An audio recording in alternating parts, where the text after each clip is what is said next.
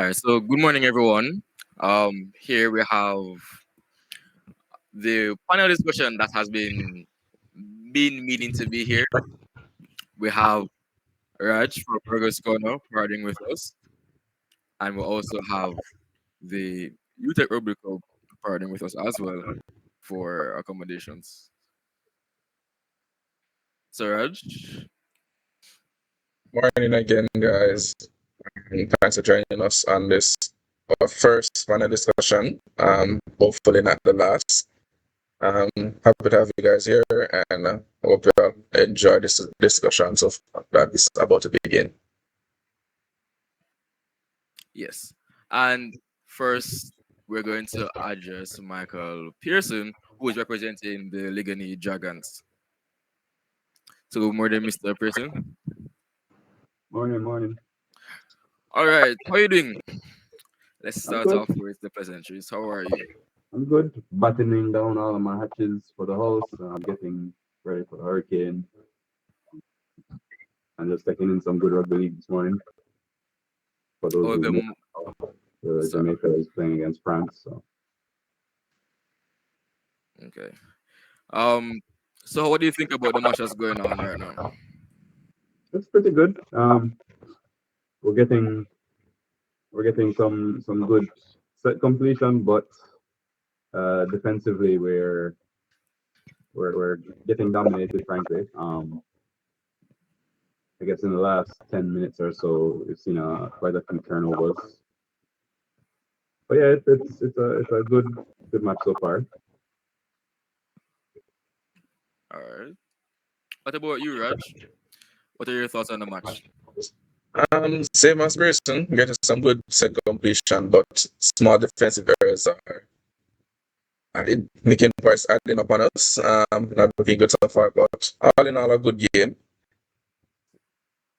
All right. Um, for me personally, I think it's a very good game. A lot to take notes from as a player myself, and want to see the level of which that I aspire to. So in that perspective, it's a very good game, very hot game. The set completions, as what both of you guys said, and seeing how just doing the formations and actually carrying out with proper plays to show errors and cracks in the defense. It's inspiring to say the least.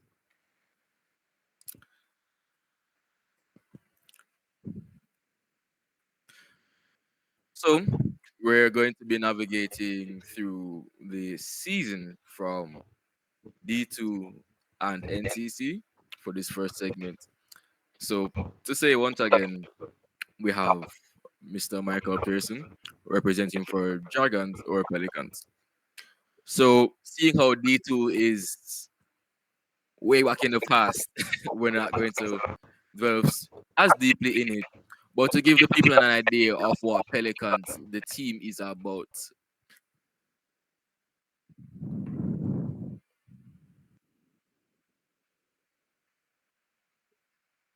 Sorry about that. To give a brief synopsis or summary of what Pelicans is about. I mean, the Pelicans team is really one that's centered around Yui. Quite a few of the players on Dragons matriculated from Yui Rugby League. I myself, I also Dragons senior team around the same time. Well, it's definitely more centered around getting the game within the campus so that we can have some of that knowledge passed down to people coming up through the intercollegiate level. And so D2 we have some of the players, we have some of the dragons that's coming together, you know, people in the area, live in the area.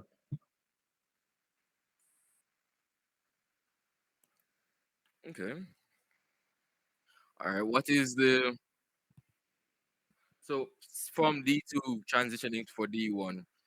How do you think the players from who play for D2 for Pelicans will transfer into playing for D1 for Dragons? Well, I mean, it's more so just a willingness. If they are available, and they're interested in playing at the higher level, then we always invite them to come to training. It's not necessarily written in stone that you automatically play, because to be fair, we don't really want people to get injured, right? So if you're not at the level to play against the seniors, and you know you look like you'll be a liability, you come to training, you get to train with the senior people, gain experience, and then you can test the waters. Okay. What is the biggest learning curve moving from the youthful D2 setup moving into the NCC, the National Club Championships, where they have to be competing against bigger people, older people? I mean, the learning curve would be different for every person. It just depends on your mentality, your outlook, how you approach the game, how you approach your own fitness, your own physical attributes. If you're going to the gym a lot, you gain muscle mass and you gain power. So you better protect yourself to be able to play in these higher level matches where the hits are significantly harder. Um, so yeah, it depends on your outlook really. If you want to, so well, for example, when I was at UE, I was training 5 out of 7 days a week, right? Um, at the senior level, we don't have the opportunity to do that quite so much. People have jobs, different commitment. Uh, it's just like you need to be able to fit a lot more team time into small days, and I think it's pretty much the same for most of the teams in NCC now. We have less days in the week where most of the team can get together and actually get in a meaningful training session. So as I said, the learning curve will depend on the person and how much you're willing to commit. If you're going to spend 5 days out of the week and only use one day for training and one day for like a match, it's limited how much you can learn, how much you can improve. So All right. So, with what you're saying, for D2, they normally train 5 to 6 a day, or even just being in the gym. That sounds. What is the typical training session like in terms of on the field running sets? How is that like? well, I mean, each coach will approach that differently. Andrew Dixon is the coach for UE, so he would likely more dictate, how he wants the team to operate for a season, and he can. It's not necessarily him on the field teaching people how to do the things. He can have assistant coaches helping him out and stuff. But usually how this sort of thing goes is like in the preseason, you want to work on your fitness, work on conditioning, get everybody up to scratch, so like you can actually complete a match. One of the things in Jamaica that the higher level coaches are, I guess you could say, dissatisfied with is the level of fitness. So, for example, the outside backs in a rugby league team, they should be able to play the whole 80 minutes. So you pull back your wingers, centers even, they should be able to play a whole 80 minutes and not get subbed. The forwards, you should be able to have like at least 20 to 30, maybe even 40 minutes of a hard running prop, a hard running second row. Um, a loose forward maybe might not necessarily play for the whole match, but he should probably be one of the fittest people on the pitch. So preseason conditioning should really be for that, and also getting people acquainted with the game more. So another issue some of the high level coaches have is that people aren't really learning the game, so they're not watching matches. They're not actually considering their position, what they want to do. They don't necessarily have goals, and it could be a failing on our part as well to help guide people into where they should probably look. So if a new player comes in, maybe our failing to say, oh, all right, hey, this is how you pass, this is how you tackle, this is how you go into contact, and then keep working on that without actually taking them on aside and being like, hey, here's where you can learn the game. This is probably the best way to do it. And here I want to give you these tools and like a plan to progress, if that makes sense. Okay. Um, Question though, is there a particular team you'd call that Pelican's biggest rival historically? Pelican's biggest rival in B2 probably would be the Firestorm. Okay. Do you guys know how was playing against Five in this D2 season? This one specifically.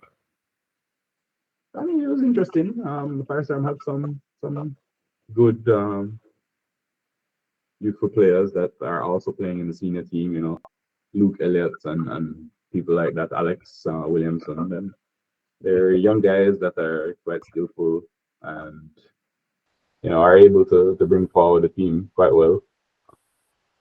These the thing is, you can't rely on just that. So historically, D2 has issues with getting numbers out. So a lot of the senior players don't really play D2, and it's a development league. That's what it's for. To sort of bridge the gap between intercol and Division One. And I think they have a good team. Lots of skilled youth coming up through the program. Okay. So in terms of leadership or mentorship from seniors from D1, how are they involved in supporting the Pelicans? Or who from D1 a senior player would have been our biggest influence in for D2? Well, I mean, that's where we come to this issue again, in terms of training. So mentorship, at least in my opinion, isn't a situation where you're sitting down over somebody's shoulder every day, showing them this is what you do, this is how you do it. Mentorship, it takes two. So, for example, one of the Division 2 players who's a junior coming up through the ranks now, they need to have some idea what they want to do first, and they have to proactively take responsibility and accountability to get into a situation where they're like, okay, this is what I want to do. This is how I've been doing it. It may not necessarily be working the way I thought. Let me ask a senior. And these seniors are available. There are WhatsApp groups everywhere with people that are at the highest level in Jamaica, national players and such, and the coaches, and they're available. It's kind of just, it's not like hey, I'm a mentor, come ask me questions kind of thing. You have to seek out assistance. It has to be a two-way street, if that makes sense. And if there isn't a lot of training happening, maybe people aren't having these questions that they would want answered come up regularly. So you go into a tackle, you realize you're being dominated. You don't do that 5-6 times and realize, oh, there's a problem with what I'm doing. You don't know to ask the question, hey, Michael, what am I doing wrong here? How can you help me in this way? So it's kind of a twofold issue. Okay. That sounds good. Seeing how they're able to come out, and even though it's not a case where they can sit down with them and walk them through whenever they are at training, and as well the yearning is for of the youth to be able to see their mistakes and to act as senior man to be like, all right, what should I change? This is happening. What should I do to fix it? For For the Pelicans, seeing the bigger picture or even their aspirations, how do you see them contributing to the long-term growth for rugby league in Jamaica? Well, I can't really speak to the aspirations of the Pelicans necessarily. That's more from an organizational standpoint, something that they would have to um, suss out for themselves. I just contribute basically as giving back. But as one of the key development spots for rugby league, It definitely helps for them to position themselves in a way where they can pull from the wider community in the university to get more people into rugby league. You know.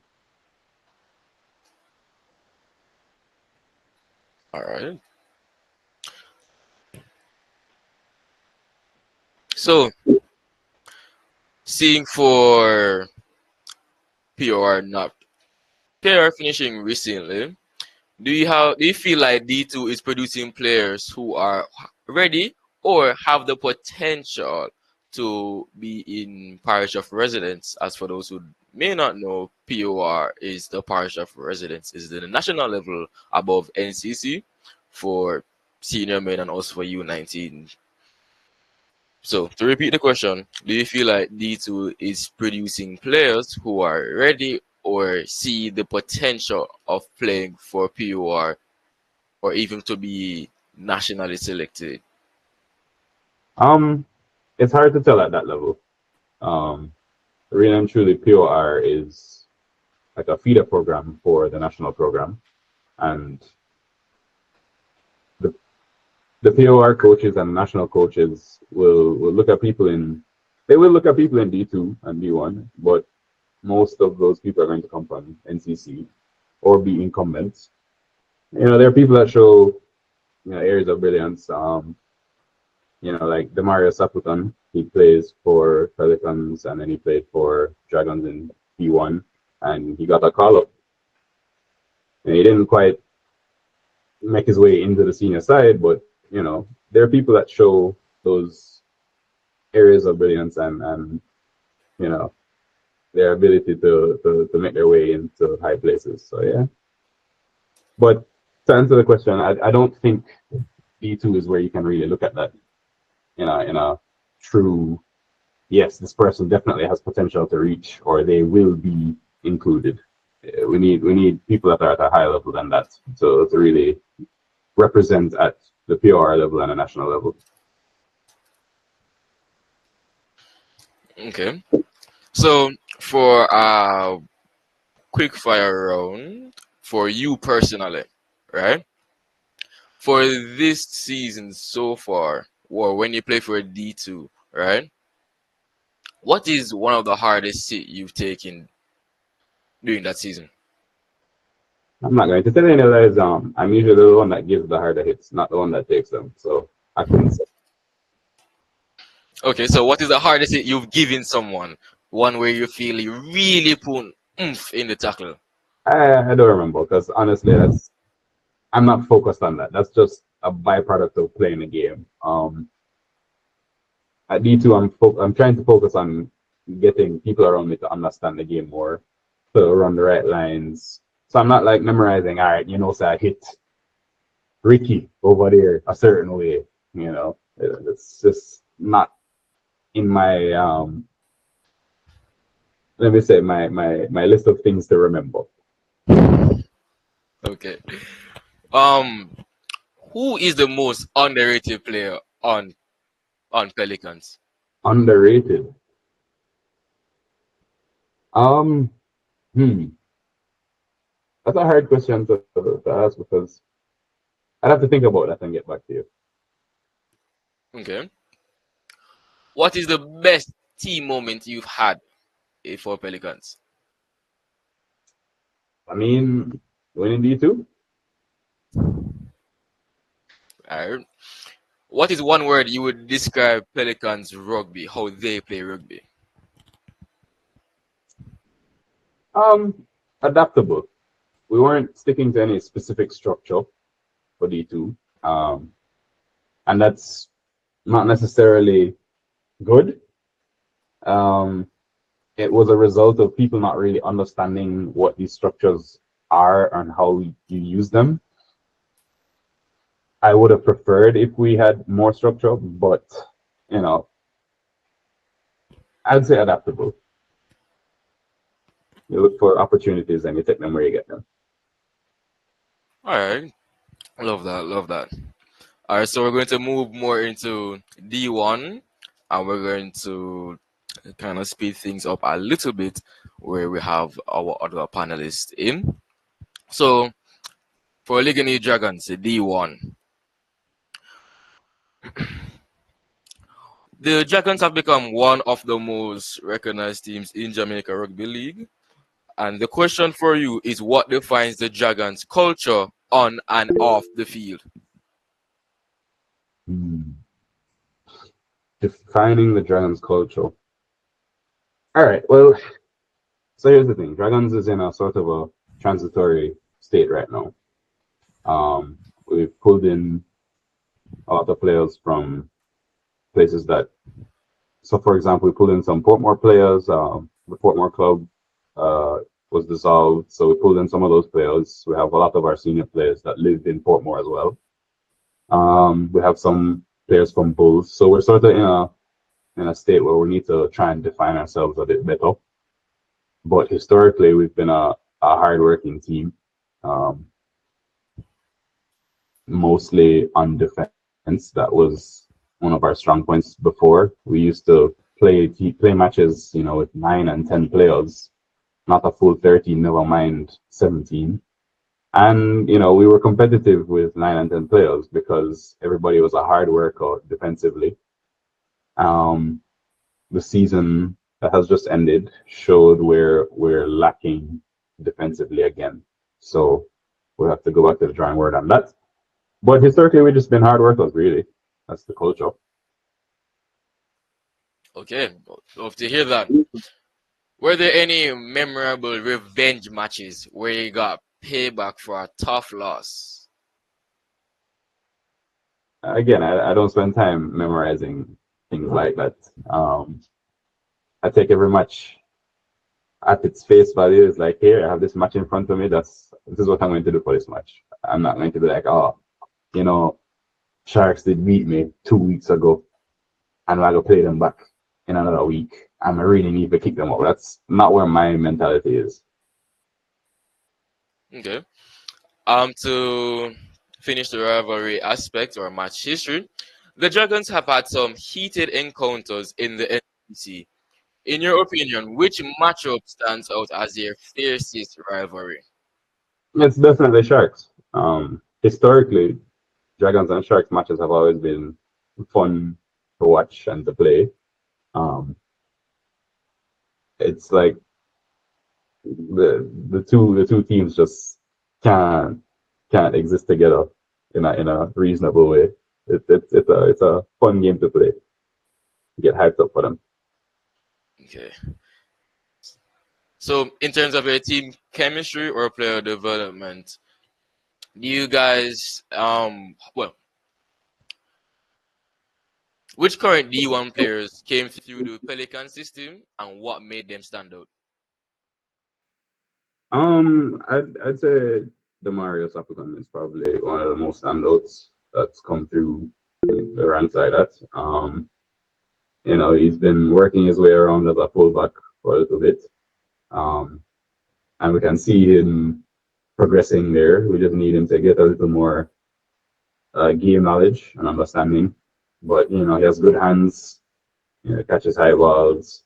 Can He can really get his way around the park, make some good tackles and stuff. It's just, yeah, we need to increase his game knowledge a bit so he understands the game and understands what we're looking for, communication aspects, what's required.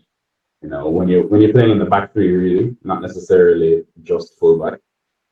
Communication is something that we need to develop a lot in the local game. Okay. And as a captain, what advice do you give to Pelican players hoping to make the D1 squad? Work Just hard and general come to advice. training. You know, the the season doesn't stop when B2 stops. There are things to do throughout the year. Once B2 is done, Division 1 starts. Come to training. If you make your name in Division 1, you'll get a call up to start training with the Reds or the Blues. You may not make the team, but being around the environment where you're playing with the highest level players in the country, you're going to learn things. And at the end of the day, you'll be able to bring those things back down to the other clubs that you play for. Okay.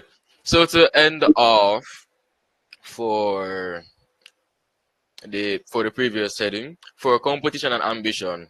What does it take for a club like the Dragons to break into the consistent top three conversation? Defense. I would say attack usually works its way out, but you need to be able to communicate and defend properly. A team can't beat if they can't score, right? So yeah, it's just a culture of hard work and defending. So you need to get the communication in defense and understand what your roles are. That's definitely one of the major things. If you don't understand what your role is, then you're a liability. And people need to take that on themselves to understand their role. You want to play as a second row, you want to play as a center, you need to know what areas of the field is yours to really manage, and how you're supposed to go about doing that. Okay, so defense is the main problem. That's Or my look at it. People can have other opinions. That's just my outlook based okay, off of my experience and what Dragons has been through over NCC. understood. All right, so going over to the PR connection, and then we'll go back into our quick fire round where we're going to circle back to the previous question and to add a little more. So, players from Ligony Dragon often get featured in the Kingston and St. Andrew Reds team. How does representing your parish compare to representing your club? I mean, it's a different culture. I see some of my teammates from Reds here. I see Andrew Simpson. I see Ricky was here. Ricardo, and I see some opposition like Lynch and them thing there. But I think they all attest to playing for club and playing POR is just two different experiences. Where you're playing with all of the best players locally, there's a different seriousness to it, and that's expected. You know, there's a level of commitment that comes with that, and to be able to perform at that level, you need to be able to exhibit certain traits. Like I mentioned, knowing your role before. You can't go into POR and expect, oh, I've just been playing loosely as a forward. I'm just going to make the team. No, you need to know exactly what your role is and how you manage that. It's a different culture entirely. Okay, so for the quick fire round, which team do you think is the toughest team Dragons faced during the NCC? The toughest team this year, I will still say, is Sharks. Despite Cats winning, um, the matches that we played against them were actually closer than we would have expected. Um, but I think when you're not necessarily as structured as you need to be, going against a team that thrives in structure can be very difficult because they'll break you down very easily. Okay. What is one word that sums up Dragons rugby? Transitory. Interesting. What is your favorite post-game meal? Rum.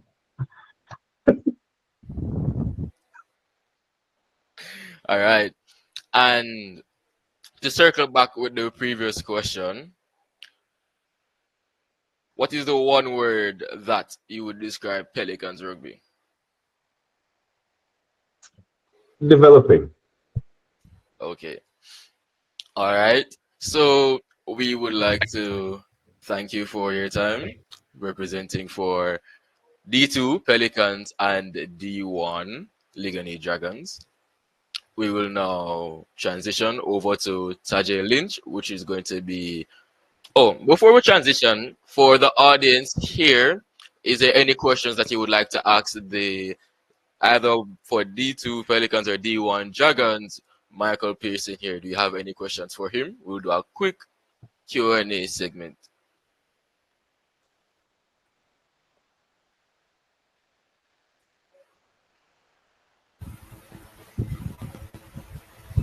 All right, I have a question, person.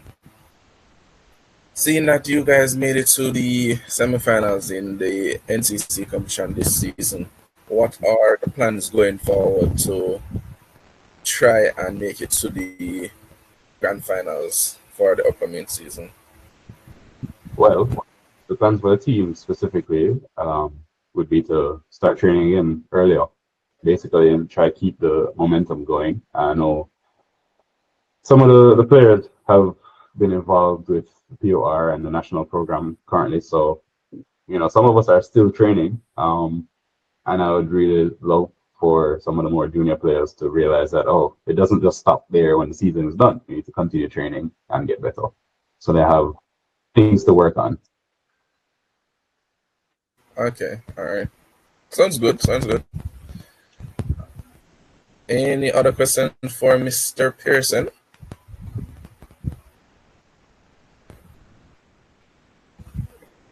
No. All right, Giovanni. Sure. I'm sorry, can you guys hear me? Yeah, we can. We can. All right, so for any young players or so that kind of scared and want to join a club or look aware of opportunities to go down to join a club, what would be your recommendation? How would you say they would go about that? Joining the club specifically? Yes, so for instance, joining Dragons, how would they go about doing that? Oh, well, just get in touch with we have Instagram pages, we'll have a website soon. Just contact club and we'll organize training is happening. So it's not a case where you come and it's one or two people. It's, especially in the off season, it would be better if we can get a full set of people to training, bring in some new players so you can understand, how to help things. The first step is communicating to the club that you want to go through, basically.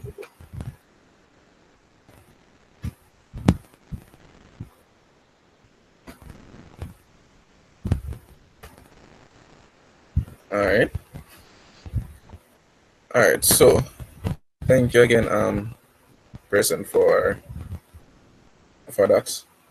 We will be moving on to Tajay Lynch, the captain for St. Catherine Thundercats.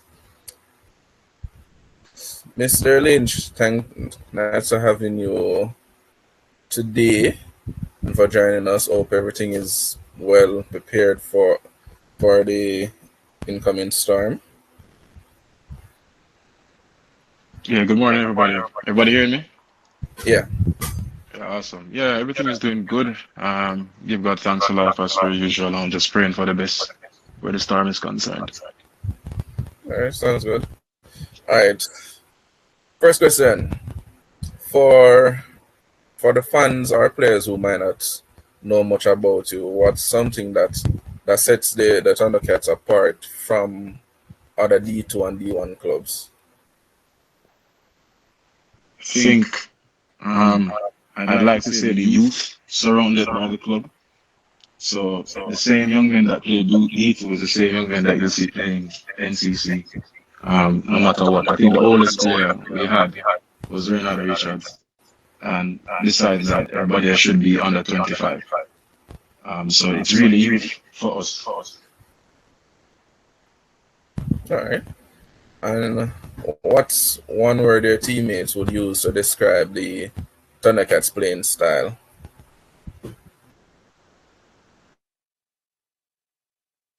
Yeah, that's a good question. I think we use a variation of words, to be honest. We use peak, we use hostile, we use second job. They both speak to different aspects of the game. Peak, obviously, as it's explained itself, is really when you reach that point of the game where, the first 20-minute bus gone and everybody's free flow and we're playing accordingly to our skill sets or according to what we need to achieve in that set. In terms of second job, it's regarding to not only mistakes, but also progressions, whether it is that we scored, whether it is that we made a big tackle, whether it is that we made a good run. Second job has to do with getting the energy up after it's been down. Yeah. And Hatal, of course, famous from the Cavaliers Rugby Academy. just speaks to the flair and the energy and the tenacity of the players having a good time showcasing their talent, whether it is individual or collectively. All right, so it's just basically, I say, a free flowing rugby. Essentially, what we do is we knew that from a younger time that we had a lot of talent, individual skills, and it's not something that we try to shy away. We try to nurture those players and those skills in the roles and the functions that we need to be successful in the game. We're not fully done with that as yet, but I think we've done better, or this is our best way of doing so. All right. So for a name like Thundercats, you guys must have a lot of spirit or identity, right? So what identity would you use to define the squad? I think it's a mix, and I think JDF did us a favor when they played their game, a match against them at JDF, and they tagged us and gave us the Thundercats theme song. I don't know if you guys know that song, and it was just a funny moment. And from then and there, we started to sing this song. We started to use it as a jeer, as an actual theme song. And to be honest, that whole synergy, that whole fun, that whole laughy moment just kind of gives us that synergy at the end of the day. Okay, all right. So for you personally, Tajay, what is it like putting on the Thundercats jersey? It's a blessing. I would have been a part of the school from 2013, from straight up to 2020, and I've been playing rugby from grade 7 till that time. Transitioned straight to the club and deviated according whether it is 15s or 7s. So I know what it feels like to be a part of a community and a family, such as the Thundercats Rugby Academy. So it's a very good feeling. Younger players that probably just joined or new to the system won't understand it yet, but we're building that culture, especially since we're trying to transition from our older folks coming straight to our younger persons coming in. All right. Sounds good. So we know that every team has that one opponent or rivalry that they look forward to playing. So for the Thundercats, who is that team or opponent you guys look forward to It would have play on every match week? it would have definitely been Sharks. I think what Sharks has is a lot of structure, and individual players they are really good. But what we admire is that they have structure above everything else. Previous seasons would have played them, and I believe that would have won the first half. And just by their nature, being Sharks, I guess they would have been able to pull their socks together, rack up scores in the second half, and claim their victory. No, would have been so close to certain things. Having them this season, we lost in the first round. I think by 2 points actually, and the game was expired at 9 minutes early. So that type of energy that we thought we had on them, especially in the situation we're in their 20. We just came back to say that we're in a space where we can man up. Each individual player can play against that individual player, and the collective effort of a team can be instituted in that moment. So every single time when we're playing Sharks, it feels like a grand finals. It feels like a POR. It feels like a real big match being played. So that's been a very good season where they're concerned, and they gave us a good fight. I think we did the same. So would you say that Sharks brings out the best in the Thundercats team or the players overall? I think it requires us to be a lot more in tune, more goal oriented, more focused, more structured. The first time we played them in the first round, we're a lot more frantic, a lot more uncertain of ourselves and our potential, our roles, our functions, our lines, less confident in our halves and stuff like that. And understanding that they are the opposite where that is concerned. They are a lot more secure regarding those areas. When we played in the second round, it was really a revision now to say that, okay, now we would have gotten most of our games out. Now we know what we look like, now we know what we feel like, and now we're able to present ourselves in a better way and to defend or fight or actually win the game. Yeah, so that was that. All right, understood. Sounds good. All right, so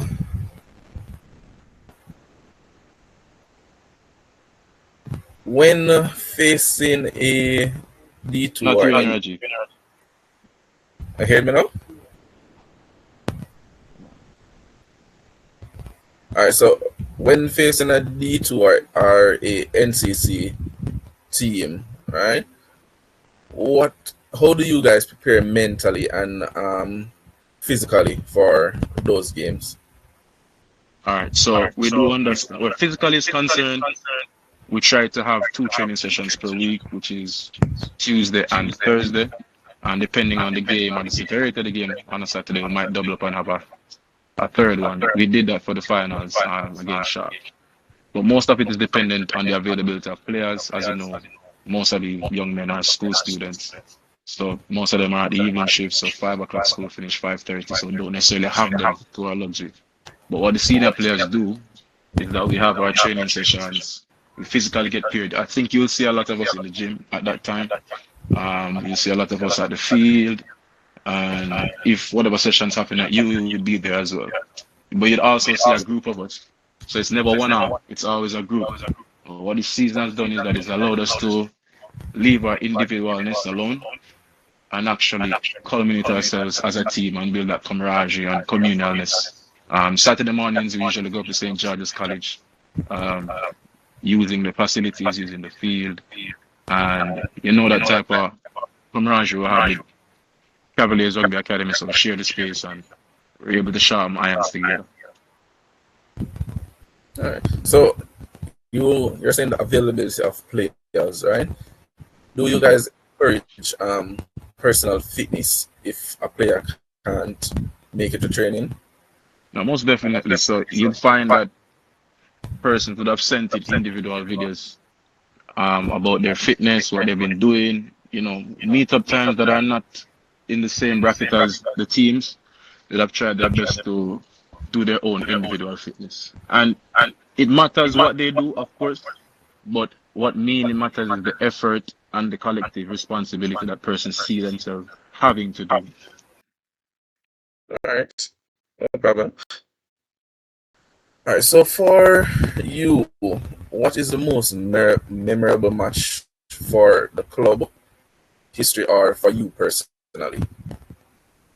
I think otherwise from winning the finals, it was more of winning the second round of playing Sharks, to be honest. I think we, as I said, in previous competitions, whether it was D2 or NCC, we would have played so close to them. In the first year, actually, I've played NCC, where Thundercats came in. I think we got 94 to 4 or something like that. They're about at JDF. I remember that game significantly. To see our matriculation to putting ourselves on the scoreboard, to contending, to winning the first half, to now being a state where 9 minutes left in the game and we're up and we're in a space now where we actually would have won a match. Um, it's a good feeling. It's a really, really good feeling. And then coming closer to the finals now, we would have known what we look like in terms of playing a good game against the same team, against the championship team. So we know what exactly to fix, we know what to advance on, we know what good habits to keep up. So definitely, otherwise from the championship win, it was definitely that second round win against Sharks. Okay, all right. So a moment ago, you were speaking about training together and building a culture. As the captain, how do you go about building chemistry among a group of developing players such as the Thundercats? I mean, what we didn't do a lot this year was have outings outside of rugby, and I believe that's important to build chemistry and that type of bond. It's not hard, you know, because most of us are young, and the younger players, I believe, are very talented, but they have a pool of themselves. So you have persons who are like 20, go straight up to 25, and obviously you have the schoolers that are like, we have up to 16, go straight up to 20. That type of pool is still measurable. There's not big thin, or there's not any big thing, thick lines, I should say, that separates us. We play tag on a Sunday evening, where we usually split the younger boys against the older boys. and we play against each other. Some days we mix it, and that type of communication happens, that type of enjoyment happens. We jeer at each other, pick on each other. Just men will be men, boys will be boys, and we just continue to keep that type of energy up. So it's not difficult actually. The mesh just happens when we keep ourselves connected. Nobody feels they're higher than the other, but there's a level of respect for individual. All right, so it just comes naturally then, It does, because basically. we're all young persons and persons look up to us, especially as older persons, and we actually respect our athletes, our younger athletes, because their potential is endless. All right. All right. So, what is the biggest challenge leading a NCC team to the NCC championship? So at one point, I can tell you, remember, it's our first time being this intentional together, and at one point it was difficult to get a good number at training, and those are factors that sometimes you can and you can't control. For the older persons that we'd like to see, 9 to 5 is a big thing, other business is a big thing. And our schoolers that, are on the evening shift, it's a lot difficult. And the biggest problem was that most of these young men or these persons that I'm speaking of would have been a part of our starting 13 on a given Saturday. So it was difficult to keep the ideas of set plays and stuff like that going forward because we just did not have the numbers on a Thursday and a Tuesday. But what we did have is that diligent 10 or 6 or 12, or some days we get 20, whatever we could do work with. So we learned how to be flexible in that period. Persons were able to again join in when they could. But that was one of the biggest struggles in the first and the earlier stages. We did not know collectively how to play with each other. That was the biggest problem in our first stages. Yes, we would have won a couple of games. Yes, we'd have struggled in a couple of games, but we did not know what the team synergy looked like over time. But again, these things happen through, more communal efforts, more off the field conversations, more meetups, more link ups, more, enjoying each other together. So, with that said,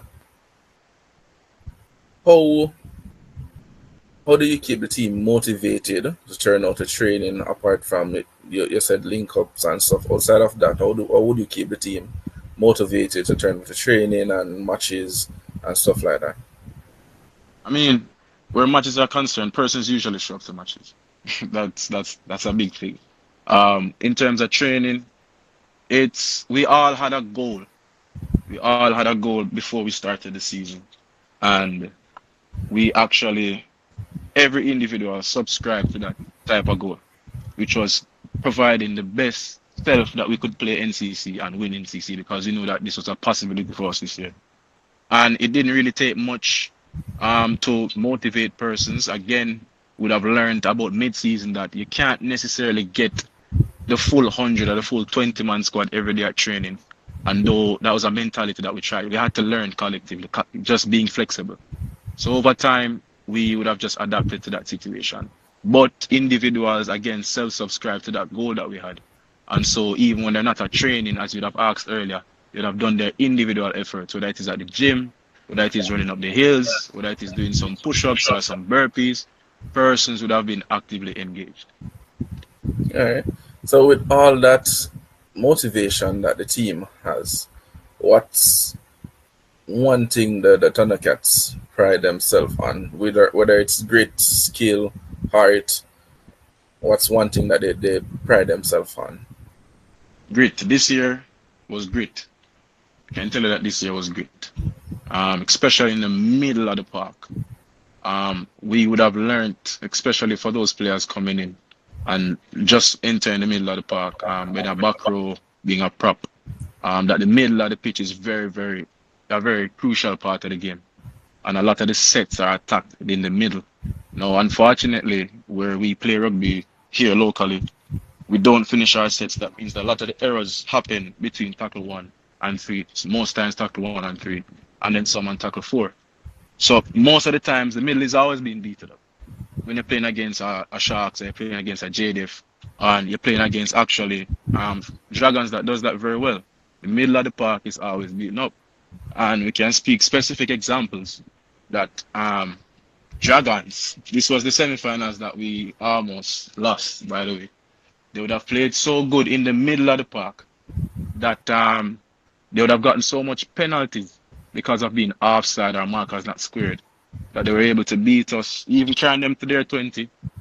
They get a penalty above their 20 and they're hitting it straight up to 40 or even our 20, and it was just easier for them. So over time, we learned that the tenacity, the resilience, the grit, the heart is important. Not just to be a body on the field, but to be an active and collective body, not just tackling, but also communicating together. Yeah, so it had to be great this time around. All right. All right. So seeing that you guys are the NCC club champions, and I'm assuming you guys are looking to retain that title for the upcoming season. What's one area that you guys think needs to be strengthened going into the upcoming D2 or NCC season? I think there's more than one. I'll just give one, or probably a few. I'll just tell you these two actually. Our attacking shape can be better. A lot of our tries came from, prematurely. We've never been pressed to go to tackle probably four and play off a good ball set or star point or anything like that.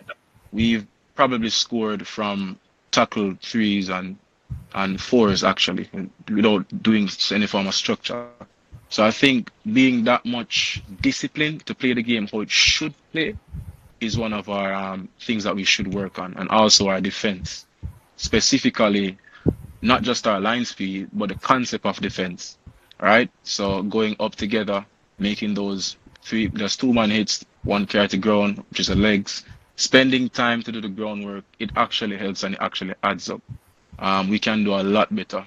And this year wasn't bad, but it also showed the anomalies that we can do better. The small skills are important. The way how you drop going into contact, the way how you twist the person into contact, the seconds that you hold, the line speed, stuff like that. Being collective, especially in your 20, going up, it has a lot to do with it. So our attacking shape can be better and defensive collectively, especially in the middle of the park. Yeah, that's something that we have to work on. All right. All right. You stated that before that most of your players play D2 and automatically play NCC as well.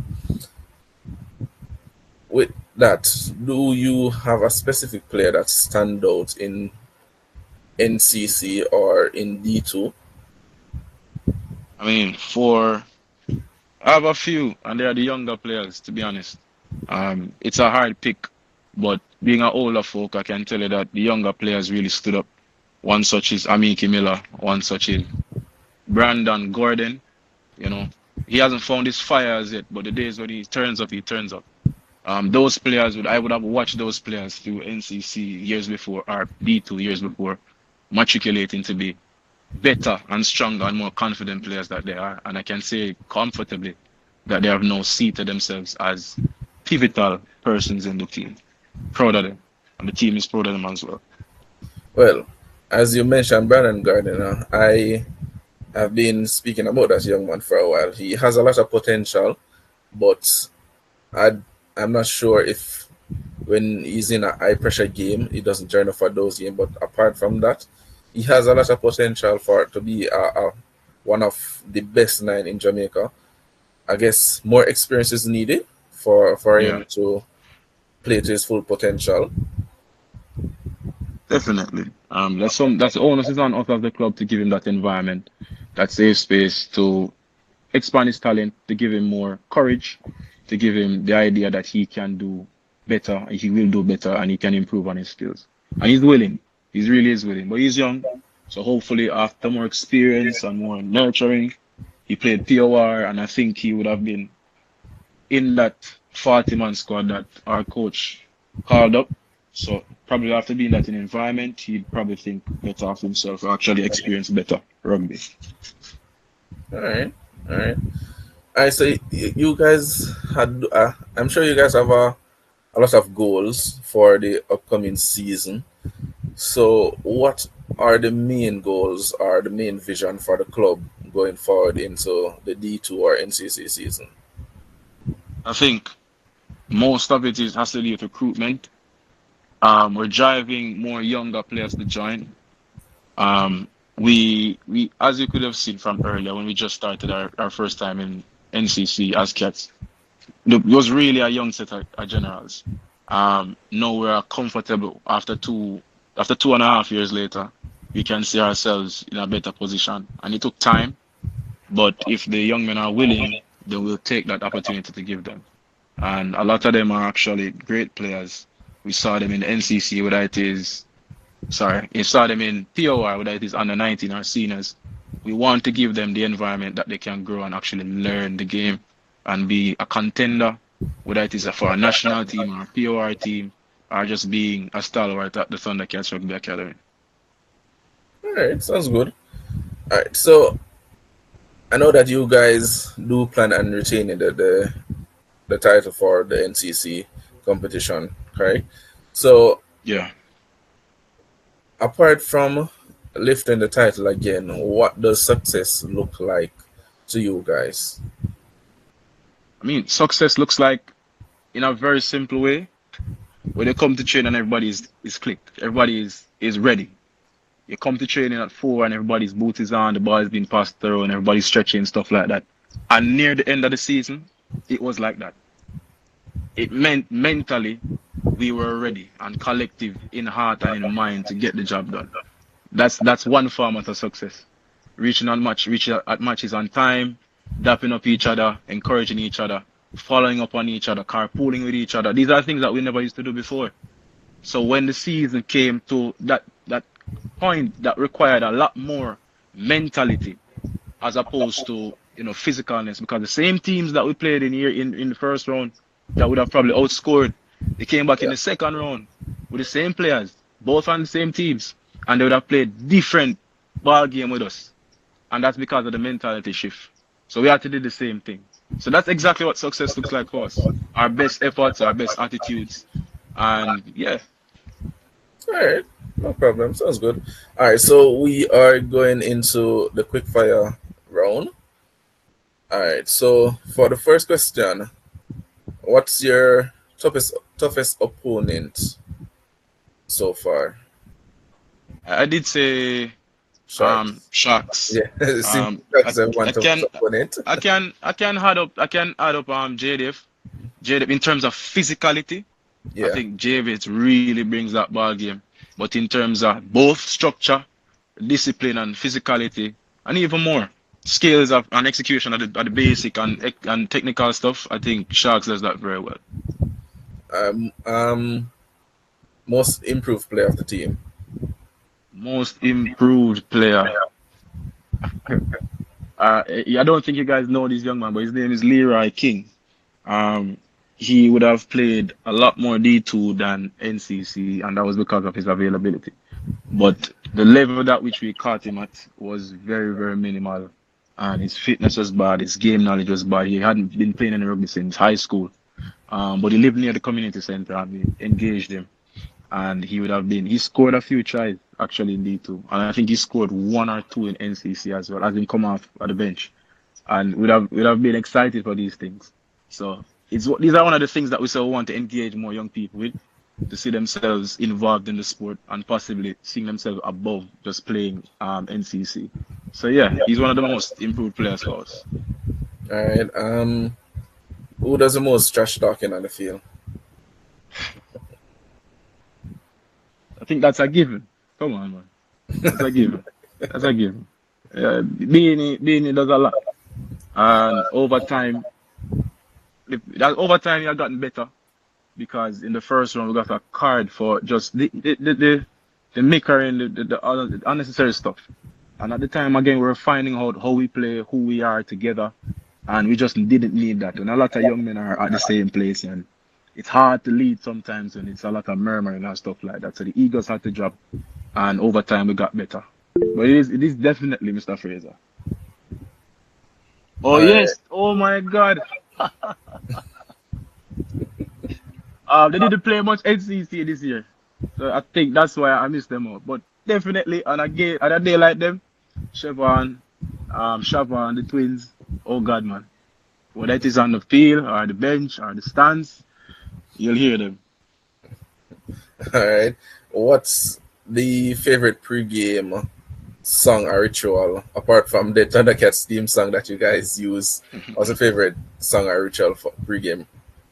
I think the biggest ritual is just again, whether it's again like you would just walk into the gymnasium, you'd hear some music being played, and everybody vibe with dap up each other, you know, run some joke, always XYZ, blah blah blah, and it's just the camaraderie that happens. There's no big way that we do things, but we usually vibe up with the music, everybody head bopping and stuff like that, and we warm up with music, we keep ourselves charged high intensity no matter what, especially in warm up. So even if the ball is dropped, it's next job. So start riveted from early.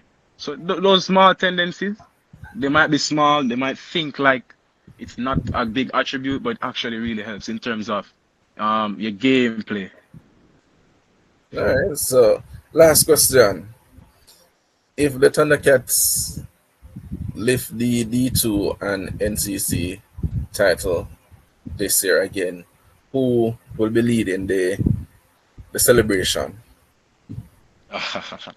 uh, let's see this time around. I think we are trying to put more young persons in leadership roles, not necessarily being the big captain, but whether it is vice captain or whatever space they can be in. But we're trying to give more persons the opportunity, especially grassroots players from the club, that type of sense of leadership, because it's going to carry on.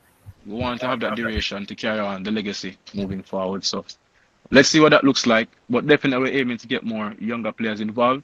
And once they're involved and hone that responsibility well, then trust me, you won't see my face. You'll see their face coming up to take up the trophy.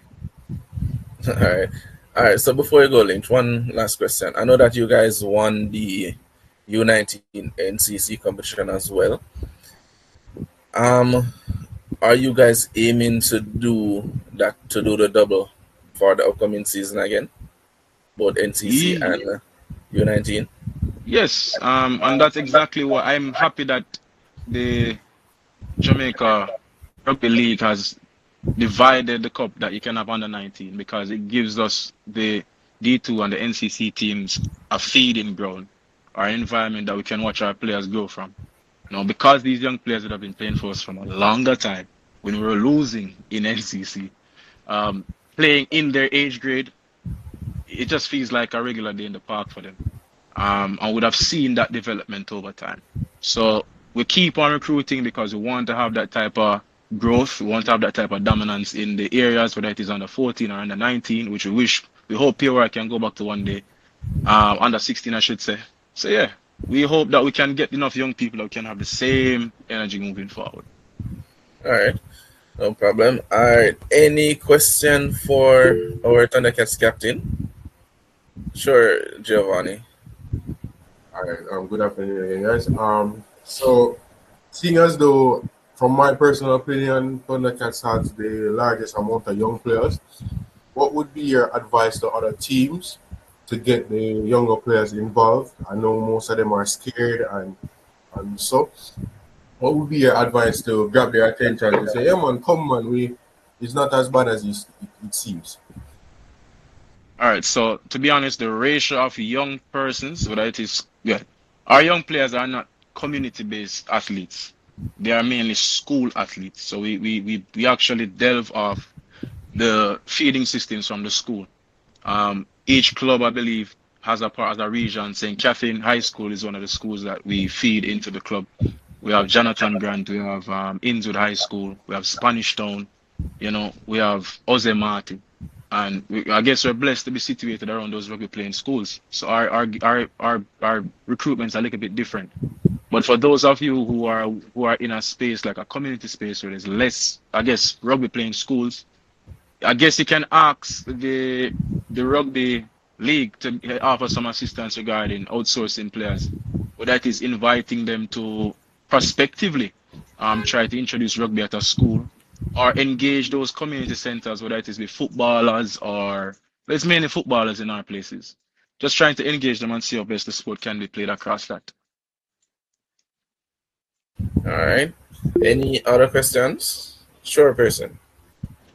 Yeah, Lynch. So off the back of that, you mentioned your interactions with those rugby playing schools. Do you have players from your team that go out there to help coach, or what's the relationship with those schools like? Like, is it club based, or are they just Okay. coming for somewhere to play, or what's it like? So we have an Instagram handle. We're not as active as we were before, but persons would have known us. Um, so even when we post clips, whether it is senior players, we tag our Instagram page, and they usually see these things. But the biggest thing is that these schools are rugby playing schools regardless, and they would have wanted to play a lot more rugby. I think in my time of playing rugby, there was a lot more rugby games. We had a lot more rugby games being played.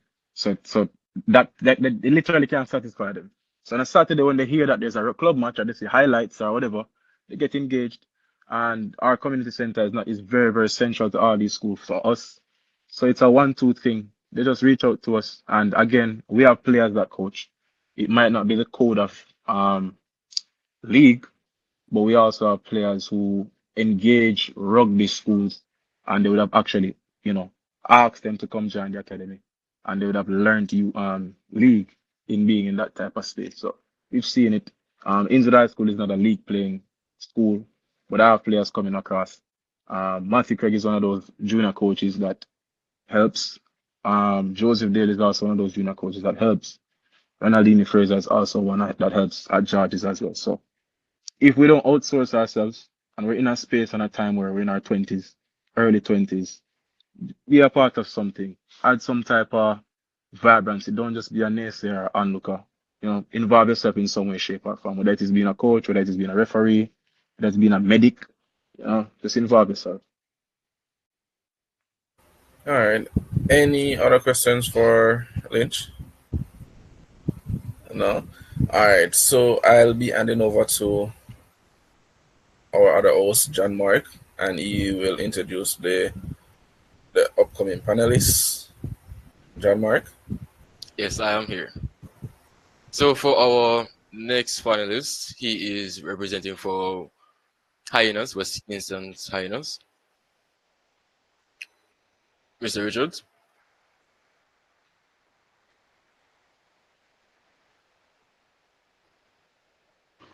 Oh, sorry. Good morning, Jess. Good morning. Good morning. Yes, good morning, sir.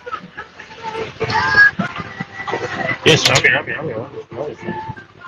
All Just like right, cool. just like So, I'm buttering somewhere now. Yeah, I'm listening. I'm listening. okay, just to start off, the Hyenas have been active participants in the NCC season since 2011. How would you define the team's identity from in the past to today? All right. So in the past, I was there. I recently started playing for Hyenas in 2022 when the league would have actually started back then. That was the time when I actually started playing rugby. So I cannot really speak much on the history of the club, but I would have heard stories from the coaches, from the coach, from the coach about how past players and how the performance of the club during that time.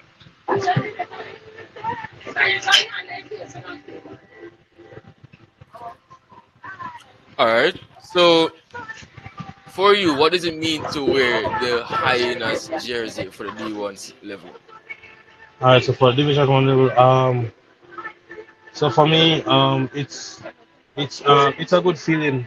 Seeing that where I'm coming from, to know coming from not knowing anything about rugby league to know to becoming one of those players who would have learned the game, would have grown in the game. So it has been a good feeling.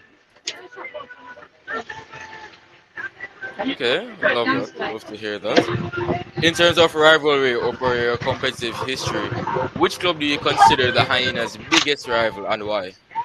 All right, so biggest rivalry. So so as most people would say, it would be Sharks because definitely because of the structure. Apart from Sharks, it would have also been Washington Blues when we faced them in the past. So it'll be Sharks and then it'll be Washington Blues. It seems like Sharks is everybody's biggest rival. Yeah man, everybody we get forever man. Structure beat everybody, but playing against those guys actually show us that this is the level, or even try and aim to be better than this level than when you play against those guys. All right. For the NCC season, which match stands out as most memorable for the All Hyenas? right, yeah, all right. So here's the thing now. So for this NCC season, I was not present in Jamaica, so I cannot speak on that. I was playing in the US as a part of gaining international experience. So I cannot answer that question. Okay, understood. That's fair. For in terms of the leadership or the team culture, um, how do you maintain focus? Well, not you, but how, from what you can experience or can know, how do they maintain focus and discipline across the squad during high pressure games? All right, so Hyenas is a team known to cuss off each other, right? So what we do, what we aim to do on most games is just limit the cussing and play the game. Even the one time we limit the cussing and we play the game, we ended Sharks unbeaten streak in 2024. Correct. Yeah. So as a result, regards to the culture, I think that we're still trying to establish ourselves and that. Um, we we need more development in terms of having a club culture per se, but in the future we're going to revamp things to just for the better. All right, understood. So, how do you balance mentoring your younger players while competing at a high level? And what leadership, has been the most important for the Hyenas? All right, so um being that I am a trainer as well as a coach. Mentoring seems to somewhat come easy to me when playing with the younger players. So for the younger players, it isn't really about winning. It is more of about development over time. With structured development, you can create a beast of anybody. So I would say, hold on, turn it ready, please, turn it ready. So yes, so wait, hold on, go out. Repeat the question for me, please. So the second question was, what leadership lesson has been the most important for the Hyenas for this season? All right, so leadership lesson. Um, let's focus on development. Focus on developing the players. Focus on bringing up the players up to par to the level that you want them. It doesn't make sense. You curse at players if you have not trained them or have tried to have them to up their game to a certain level. So as you know, the seniors and the junior players were at different level. So the senior players need to focus more on bringing up the junior players to the level that we need to be in the country. All right. So seeing how the biggest or the most important leadership lesson would have been for development, can you also say that development would have been a performance goal or one of the goals for Hyenas as success for the NCC season? I would say so, yes, because some of our players, as regards to development, some of our players are as from Kingston High School, and I use a few of the players from Denham Town High School as well.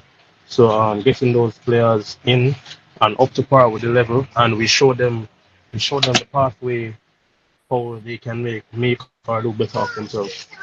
And also we use the sport as a way to for these younger players as a scapegoat to turn away from crime and violence. As you know, the area where the club is located, is a trouble area and whatnot. So it's closer to downtown, so it's more troublesome than usual. All right, love to hear that. So, seeing how focusing on development, how do you handle the narrow losses that you guys have against Duhanyu Park Red Sharks or Bulls? All right, so narrow losses are the big losses, right? Because we have been beaten big by them.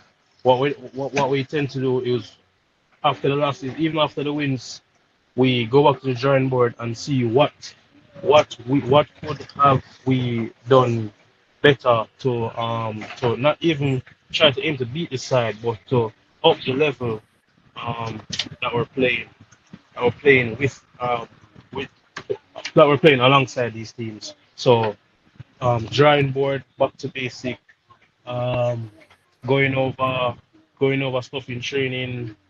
Um yeah, that's just about it. All right. So for the connection parish of residents, we see that we had from from my memory, we had one representative from Hyenas playing for Two, POR two, or on two. All yes, right, my apologies for two. yeah. How do you feel about that as a Hyenas player? All right, so um, it's a very great feeling actually, because let me tell you why.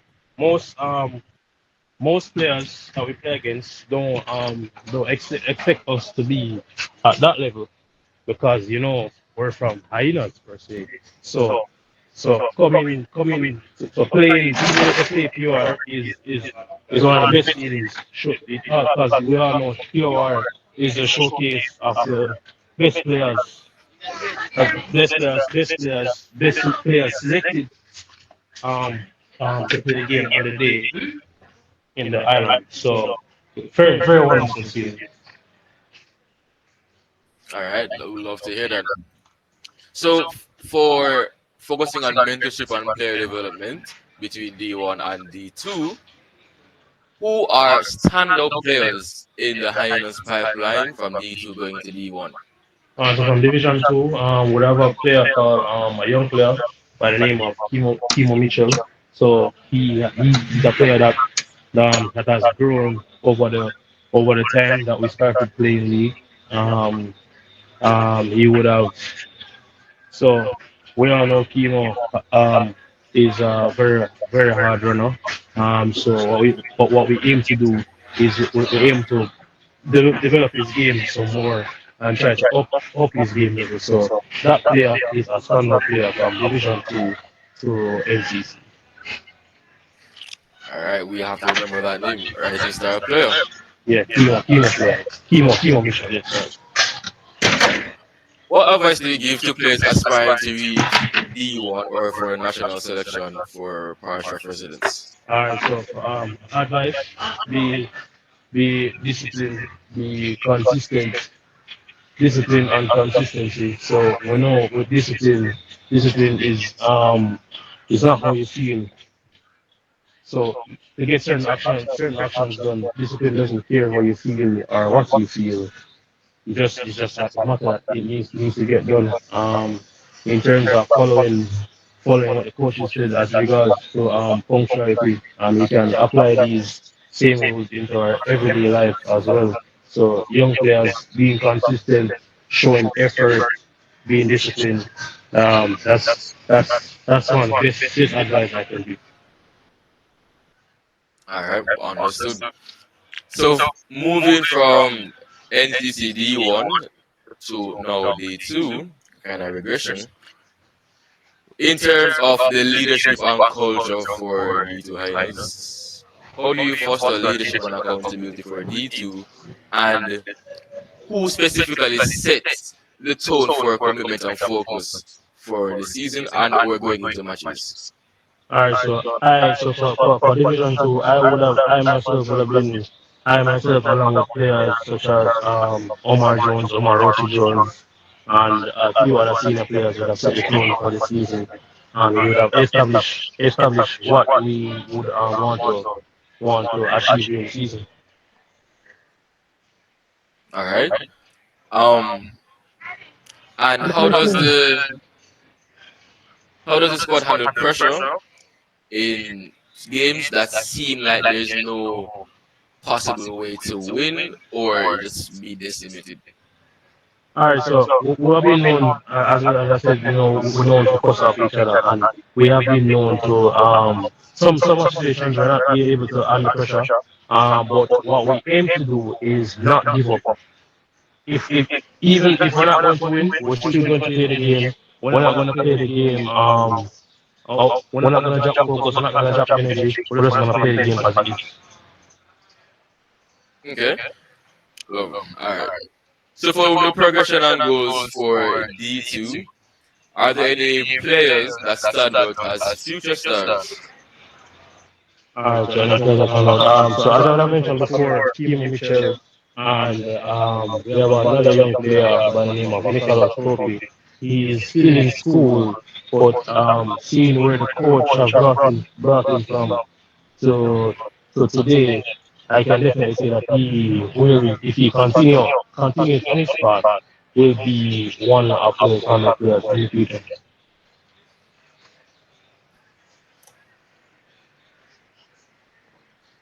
All right. We love that. We love that. So connecting from D2 to D1, we talked about previously how from D1 for D2 we have the mentorship and the leadership. For D2, how do they contribute to Hyena's long-term success?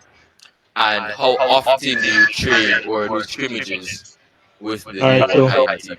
so so it boils down to availability of the players because everybody who's not one of the students are working or whatnot. So most of the times we train on just Sundays or even Sundays and Saturdays sometimes when the coach calls training and based on the availability of numbers. So that's how often we train. And as regards to the long term success, getting more younger players involved would will also contribute to this because we're, we're gonna inject them in the system from a younger time, not from a younger time, from a longer time. So over time, with development and increased skill sets and whatnot, they will be better players in the future. All right. So now we're going to go into the quick fire round. Okay. Who was your toughest opponent in D2? Division two. Toughest opponent would have been Tony Effects. Okay. Who is the most improved player? Same D2. Kimo Mitchell. All right. One word to describe D2 Hyenas. One word to describe the two hyenas. One word. How would I put this one? I would say challengers. Yeah, that's what challengers. Even with every match, we still put up a fight, nonetheless. So yeah, challengers. That's the one done. All right. All right, Who so is the loudest or funniest teammate on my side, on the yeah, D2 do that. side? Loudest teammate. The loudest teammate would have been Roshi, Everyone over. Omar Jones, because Roshi love cuss. I have one more segment, two more So segment, so paper on the link you end and then I'm we're gonna done. feel clean out a whooping. So Never yeah, done that in funniest teammate. Honestly, let me look. No, I can't explain on the funniest teammate because not everyone has the same sense of humor. So I can't really give anyone on that. So I can say one of the loaded, but not the funniest teammate. All right. Who's the most underrated teammate in D1? Most underrated. Most underrated. Chevron Campbell. Siobhan Campbell. All Yeah. right. Who's the joker in the locker room? Joker in the locker room. Let me see. Um, either Anthony Allen or otherwise known as Shav. Yeah. What is one word you would describe D1 Highlands team? Um, for this season or just overall? For this season, I cannot speak on this season. Overall. Overall, I would say again, challengers. That's the one word. No, not Winning one Moses. word. The toughest opponents. Oh, oh, wait, I did say that Red Shark was the opponent. Yeah. Overall. Red Okay, Shark. understood.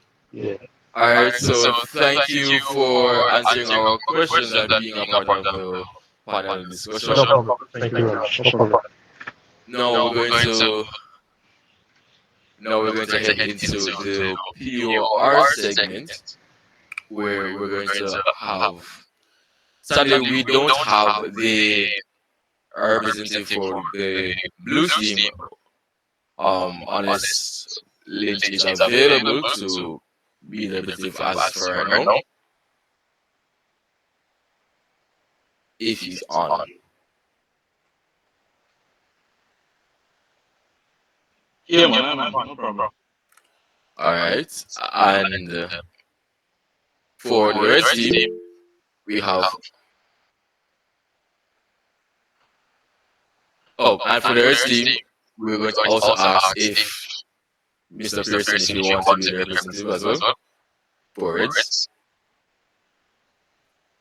I mean, I can talk, but there's other people here as well that can chime in. You know, Ricky can talk as well. No problem. Okay. So I will hand over to my co-host Raj to lead this segment. All right. I know that there's a few Reds players here, so I'm just gonna throw an open question out there for the Reds players. What is it like to play for Reds in POR?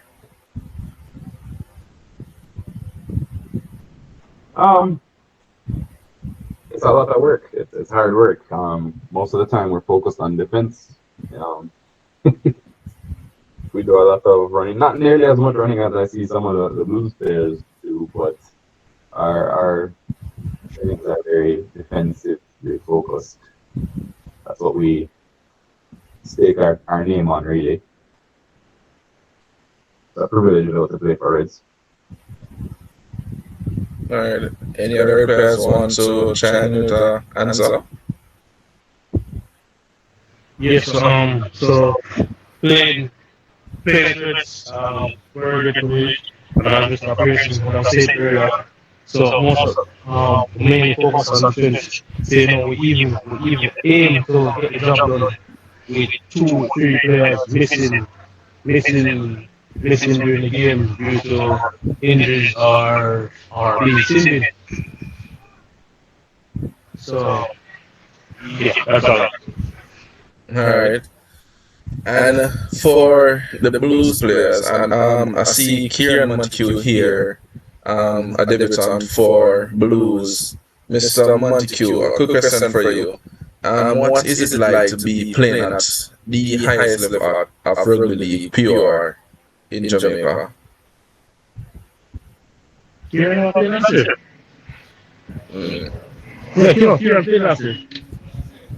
Yeah, he played last year. Yes, he's not a debutant. No, not this man. He played last year. Yeah. All right. All right. Kieran, what is it like to be playing at the level of POR League, Rugby League, sorry? It's for one is a change of pace.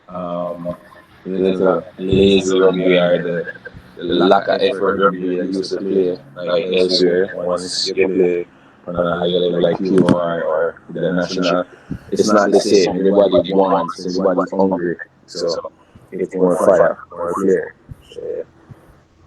All right. And Joseph Dale is here as well. I'm a debutant for Blues. I'm sure of this one. Mr. Daly, same question for you. What is it like playing POR for Rugby League? Playing POR is as Kieran stated. It's a nice change of pace. It's not alright, we have a dump up that side. Let's get the sets completed. Do what we need to do. Come out victorious. Nice change of pace. All right. All right. So back to you, Pearson. I know that you have been playing for Reds over the years, but what what is it? What does it feel like to put on that red jersey and stepping out on the field representing your parish? Um, well, one of the things is that with the Reds, we have a heritage, a history of winning, and and there's a lot of work that comes with that. And you don't want to be the team that, oh, we give Blues the trophy this year. You know, that's not something that you want to be able to sell. So it's very competitive. Training sessions are very structured and intentional. When you walk out onto the pitch with the red shirt on, you kind of put all the madness out of your head and you're focusing on what you do. All right. And Taji Lynch, I know that you're a debutant for Blues as well. So what was it like putting on that blue jersey for the first time, representing your parish in PR?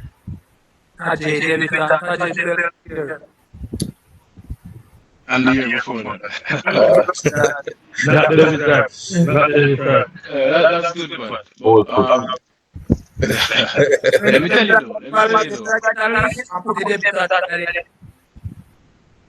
No, Blues has a few debutants this year, and I know Brandon Garden was one, Joseph was one, and a few others. So it's my bad for mixing them up, but go ahead, Lynch.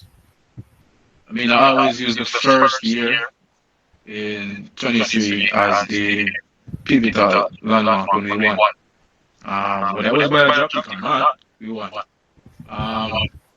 The standard thereabout was high, and then even coming from the national coach, he wasn't necessarily super impressed by some of the players' collective efforts. And the standard for me at then was very, very high. And I think most of the players by then will be fit, very, very fit, because of what was happening in the national camp at that time. So coming out and being a part of that bomb squad, every time I get the opportunity to put on a blue jersey, it really represents growth and an acknowledgement of being a higher place, a higher standard. And so you expect that the roles and functions should be matched accordingly. So it's really a good feeling. It's a better feeling to win, obviously. But it's also every single time, every moment that you're sharing that blue jersey or being on that field, on POR, it's just a limelight moment, whether it's collectively or individually. So one follow-up question for you, Mitch. So what culture or style do you think separates Blues from the Reds?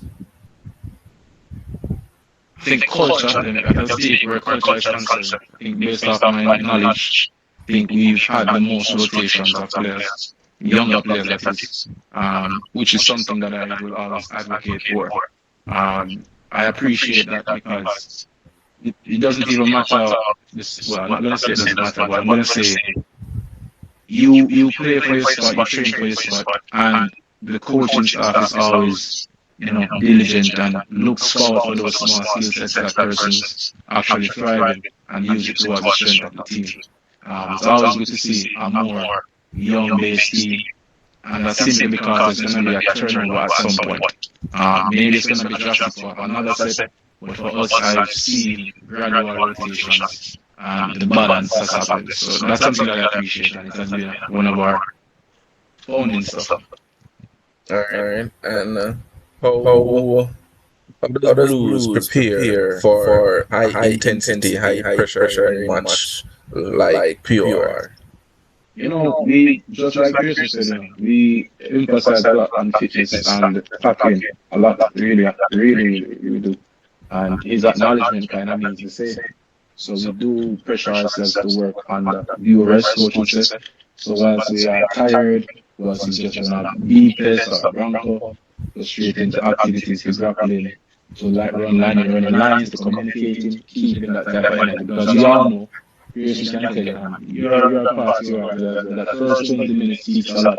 Whether you're fit or not, especially in the middle of the park, speaks a lot. So we work under duress as much as we can. All right. So as Omar Jones stated before, you are that's a debutant for Blues, right? So how do you go about motivating and leading debutants or younger players that are coming up to play pure for the Blues? I think I encourage them to just acknowledge the good that they do and to allow them to see that they're above the regular standard. Their skill set obviously is whether some people believe it's basic or not. Sometimes it's those who do the basic skills continuously and good are the ones that we need and the ones that play the most important part in the game.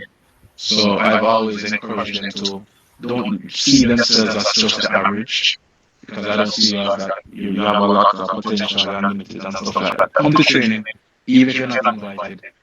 Come to training and see how best you can learn a few things, and you'll be surprised how you impress the coach. All right. And what's one leadership lesson you would take from this pure match? Leadership. I think I want to say, being a younger player, I've often been respectful. I still am very respectful of those who are older than me and those who are in the game longer. That's always been me. I think POI is a man's environment. It has actually allowed me to become more mature and to make decisions confidently, not just for self but for the team. Yes, so I think it's helped me to become more decisive as opposed to insecure before. All right. All right. So Preston, over to you. Same question. What's one leadership lesson you would take from this pure match? Well, I think in terms of leadership, looking at some of the more senior players, I realize I'm counted amongst the more senior players on Red now, but looking at people like Janga, Owen Linton, he got MVP for the match, and the way how he leads from the front is remarkable to watch. To be honest, playing as a loose forward, he always available for carrying a ball, tipping on through the line, and if you were to look at Janga before the match starts and see like his warm up process and then the switch that is done and then how he performs in the match and how that inspires the rest of the team to get that goal forward in attack, to work hard on defense. I think those are some of the things that really matter a lot. It helps to get other people's minds right. Like on defense, you're suffering, you're tired, running it back, but you have a couple of people on the side that are not giving up and going forward, and you don't want to disappoint them, you don't want to disappoint yourself, you don't want to disappoint your coach. So you're going to push out that extra effort to make that tackle, to get off the line, to communicate. These are the things that leadership causes to happen. And good leadership, sometimes you don't even need to say anything. You're just watching how somebody acts, and you step up. Basically, you step up to that game level. All right. So I know that you are a senior player for the Reds. You have been playing pure for a good while now. How do you go about uniting other players from different clubs as well as younger players coming up to play pure? A lot of that happens as a cultural thing. In training, the interactions you have with the people, you trouble somebody, you tease them, you the way how you guys interact, bring them closer, and make them feel a part of the family, feel a part of the squad. Um, Also, it's we were talking about mentorship earlier and coaching. That somebody from like a new Reds player, for example, somebody that's just kind of coming into their own. You want to build them up. You see, some of their skill sets maybe not exactly aligned with what we want them to do. So you have senior players on the squad that are going to do that. So, for example, Andrew Simpson Pan, he's been our fullback for a while, and Demario Stapleton come in, and that's an opportunity for Demario to look at how a fullback should be played. And these are two people from two different clubs, Demario and Dragons and Pangas and Sharks, right? So when you reach that level, the aim is sort of towards the national side, and so it's not like I'm a Dragons man, no only go for a Dragons man while they're training, or there's no splitting up of factions like that at that level, right? And to be honest, this is sort of necessary because when you go further to play at the international level, you're playing with people from different countries. So when I played against Canada, I was playing with people from Canada, people from the US, people from England, and some of our local players. We all came together to make a side. And there are differences here. So that sort of interaction and cohesiveness is necessary to cultivate it. All right. I know that in my opinion, most people look up to you as a leader in both club and PR, right? So what are some of the key points you would use to lead players if are on the field as a center or a prop? What are some of the key points you would use to lead? The way how I do that, and this is just my style, is I will go and hunt for those big hits. So getting big hits on the field will galvanize your teammates. Before Baker played for Dragons, in the Portmore side, they would rely on Baker a lot to make some of those big strong carries up the middle. And I made it a point of my game that I'm going to go and tackle Baker and hit him back and show the other people on the field that you can do this. There is no real reason to be afraid. So it's stuff like that. Doing it with the actions, not necessarily the real inspiring halftime talks and stuff like that. There's a place for that. I don't think I'm necessarily suited for that particular job, like the super inspiring half, the lifting everybody's shoulders with inspiring words. I'm more of come with me, we're gonna kill it first in terms of on the rugby pitch. So that's kind of where I try to inspire, and I have seen where it does lift energy sometimes, even on attack. If I'm playing as a half and I realize we're not getting the goal forward we need, I'll take the ball in. I have no issue doing that. Just to show that we need to straighten up, we need to go forward, we need this is what we need. And stuff like that can inspire people to carry on the same. All right. So this is a question for both you and Taji. How do you guys go about mentoring younger players and inexperienced players?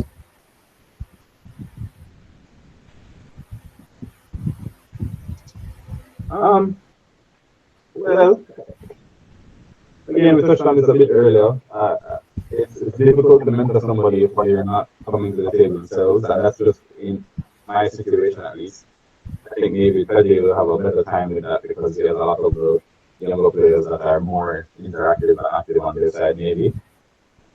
But as much as I can, it's really just helping out, giving advice and pointing in direction that you can find this information yourself, because I can't will something for you. If you're a forward that you're a young forward, you need to get better at the game. And I'm not going to approach you and be like, hey, this is how you get better at the game. just like that. I have to see some effort on your side. All right. Lynch. I think I think because the coach more and I engage the young men a little bit more, I'm a little bit more hands-on in terms of like showing small things. So like tendencies, whether it is, how you run to collect the ball or stuff like that. Just an example, you know, minutes before training or during training, pull out of the session for it's a small moment. Speak some small things. Because with them, it's not to give them too much one time. It's just more of to give them an opportunity where they can correct their mistakes and see how best they can change it over time. And what we do is we give them an error of margin. So we give them a next game that we play. For example, playing one of the teams. Someone say, hey, this is what you used to drop the ball before contact. We have a specific player that does that a lot of the times when we need him to not. But he gauges himself accordingly, and we just dap up these small things and these small wins for them. One of the biggest things you can do for these young men is actually be an example. Be the biggest and best example of what they need help with. So fix the attitudes, play the basic game, and allow them to see the game being played by somebody who they respect, somebody who they admire, and it will come through better for them. All right. Sounds good. All right. So this is a question for everyone. Just going to throw this question out there. What is that one pure game that will always stand out to you? That pure game that you will never forget?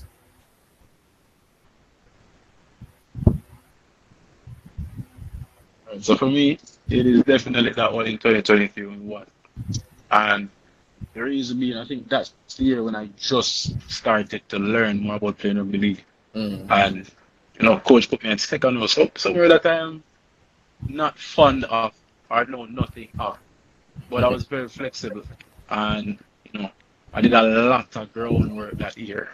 And to me, the whole energy of playing against the scene, I mean, the best of what's here locally, I think it held its own respect that year. And I could hold myself accountable to say I was fit.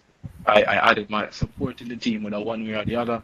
And to see the victory was the best product you could see after working so hard. So definitely that year after I was good. All right.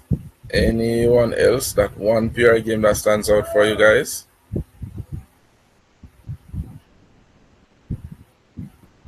All right. Um, uh, uh, uh, one player again that turned out for me would be well, even though I won last year, the game that turned out for me would be this year. When I played last week, just that based on performance, my performance review. So my performance was team's performance review. Even though we would have won last year, but I think this year, based on review on myself, I would say that this game stood out to me as well as a team as well. Doing the small stuff, doing the 1% of stuff, looking at things to improve. Because even though we're playing POR, we always have to look for things to improve on just to get the game up there, up to the level that we want it to be. So this year game would have stood out to me. All right. Omar Jones. And I tell you that a very senior player, and you play a lot of PR. What's one PR game that stands out to you?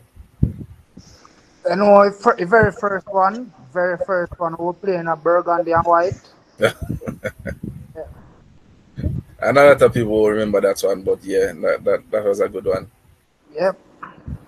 All right, so I'll hand over back to my co-host, John Mark.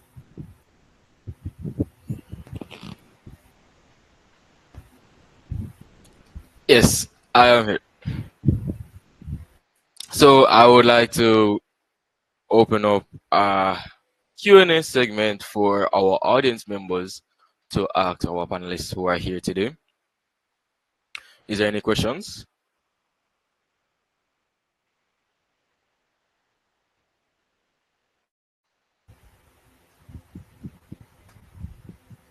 No questions from the Um, audience. so I've noticed that you guys have started streaming, get more into streaming of games. Is that something that we should all look forward to in the future? Because play a lot of games and none of them are streamed, so we aren't able to go back and rewatch them per se and look back at things to work on. It's just because we just have basically work on what the codes are out there and what the few of the key players are on the field.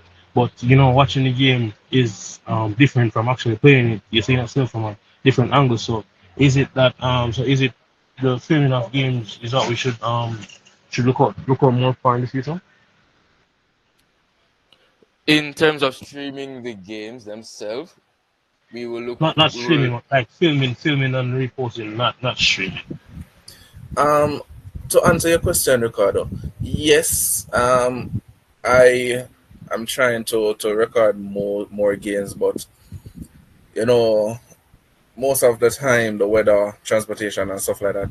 But Point. we are trying to get as much game as possible recorded, so players can rewatch it both for high school, D2, and NCC. So to answer your question, yes, we are trying. So, but there always be difficulties, Okay, no but we are trying problem. to work around that. No problem. Another question. Um, what what do you think that that we that we should do in order to progress this game further? Because we all love this game. So what what do you think are some of the key things that we should focus on in order to grow the game per se? On a club level, on a club level, I think that the clubs need to be a little bit more structured, meaning they need managers, secretaries, they need their chairmans, etc. Right? And these key players need to play their role, looking sponsors for the club, jerseys, ensuring that players are turning up to training, the training is being done properly, and stuff like that. Without a structure for the club, we won't see a step up in the level of playing that we're supposed to be at.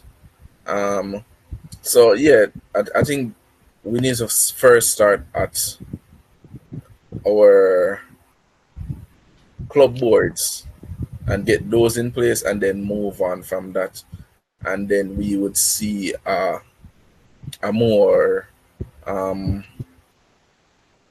not A more higher quality. a higher quality of playing for across the board and not just one and two teams, right? So you want training to be done properly. You're looking at promotions and your club socials, right?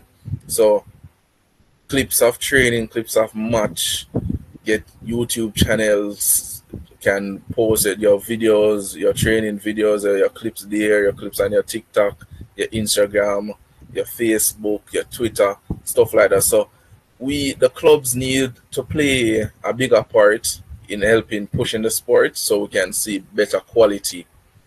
Right? So that is just my opinion though.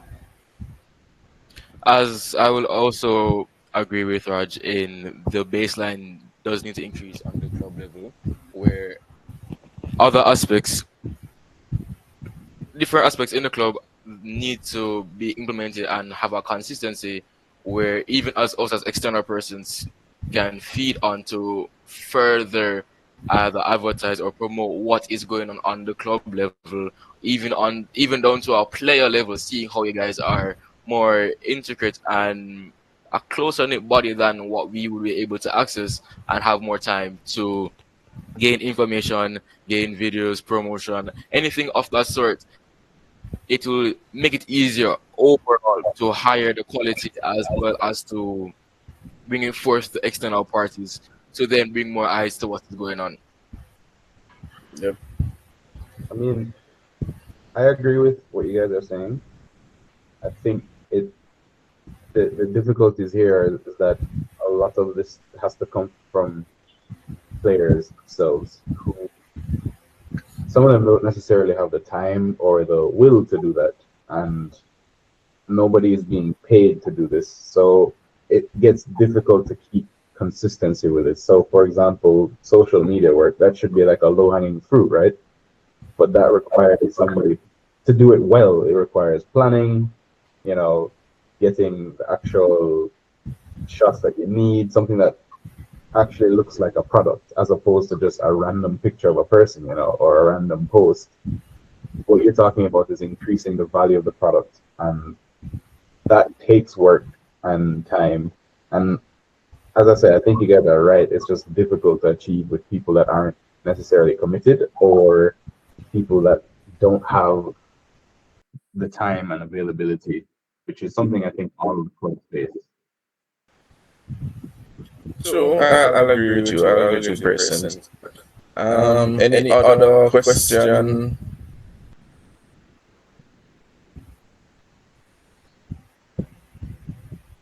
No.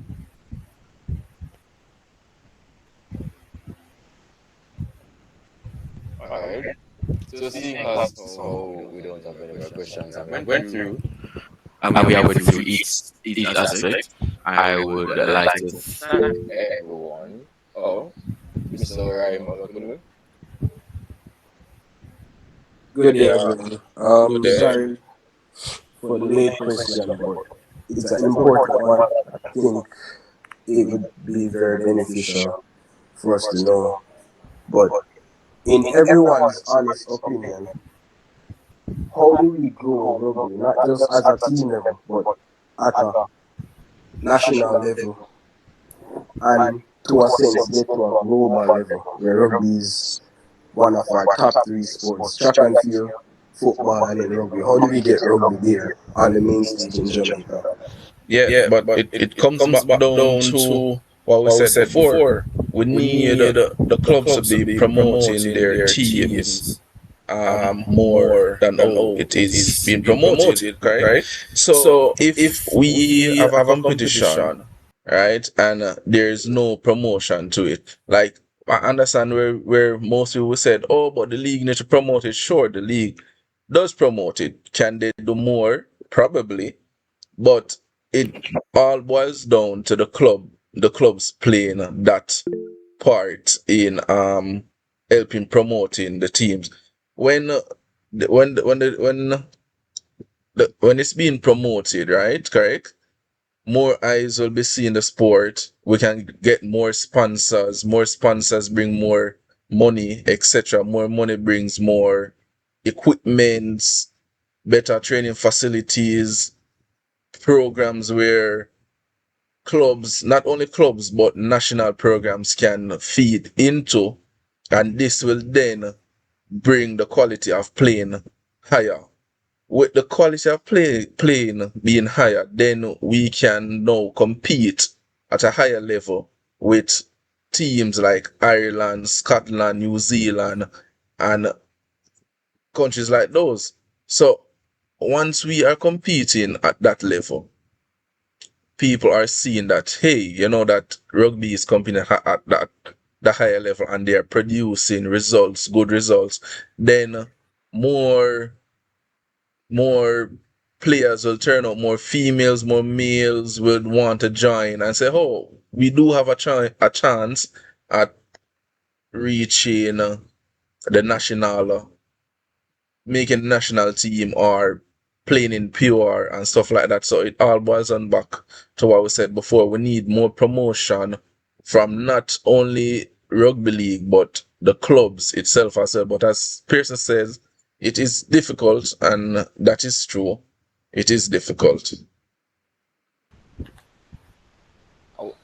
To also follow up on Raj, lower than the club level down to the players.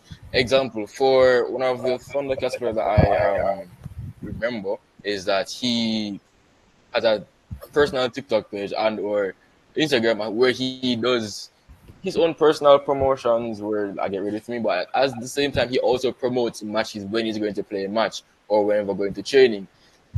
If the individual in the club is able to promote it themselves, it also helps the club it's going to be a domino effect to help promote for the club.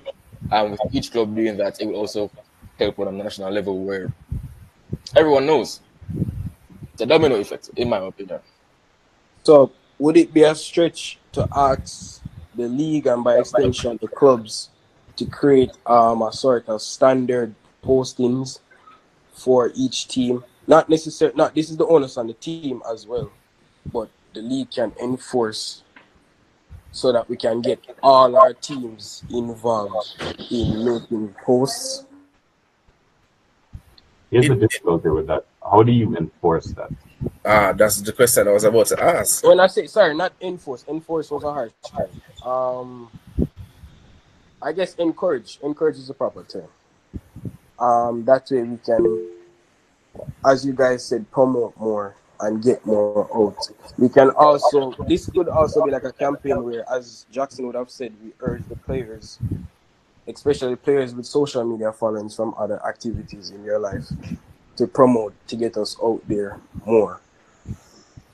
Yeah, but rugby league, they are already encouraging clubs to do this, and there are only a few clubs that do it and do it consistently, right? So as Pearson said, it is difficult, and I do understand because for Ruggers Corner, I'm the one that does most of the social media stuff, and trust me, it is difficult to find the time to edit a video, to edit a picture, to make it look presentable, to make it look eye catching. You get what I'm saying? So it is difficult. Not saying it can't be done, but I think that you need dedicated persons to say, all right, I'll be the social media manager, or I'll take pictures at match, or I'll take videos at match, and sacrifice not playing rugby to do this. But not everyone wants to sacrifice not playing rugby to do the social media work. So as per se, it is difficult. It brings somewhat of discord, I would say, between who wants to do it and who doesn't want to do it. But as I say, it all starts from there, and once we can get past this hurdle, I think we'll see more sponsors and more people turning up to join in rugby.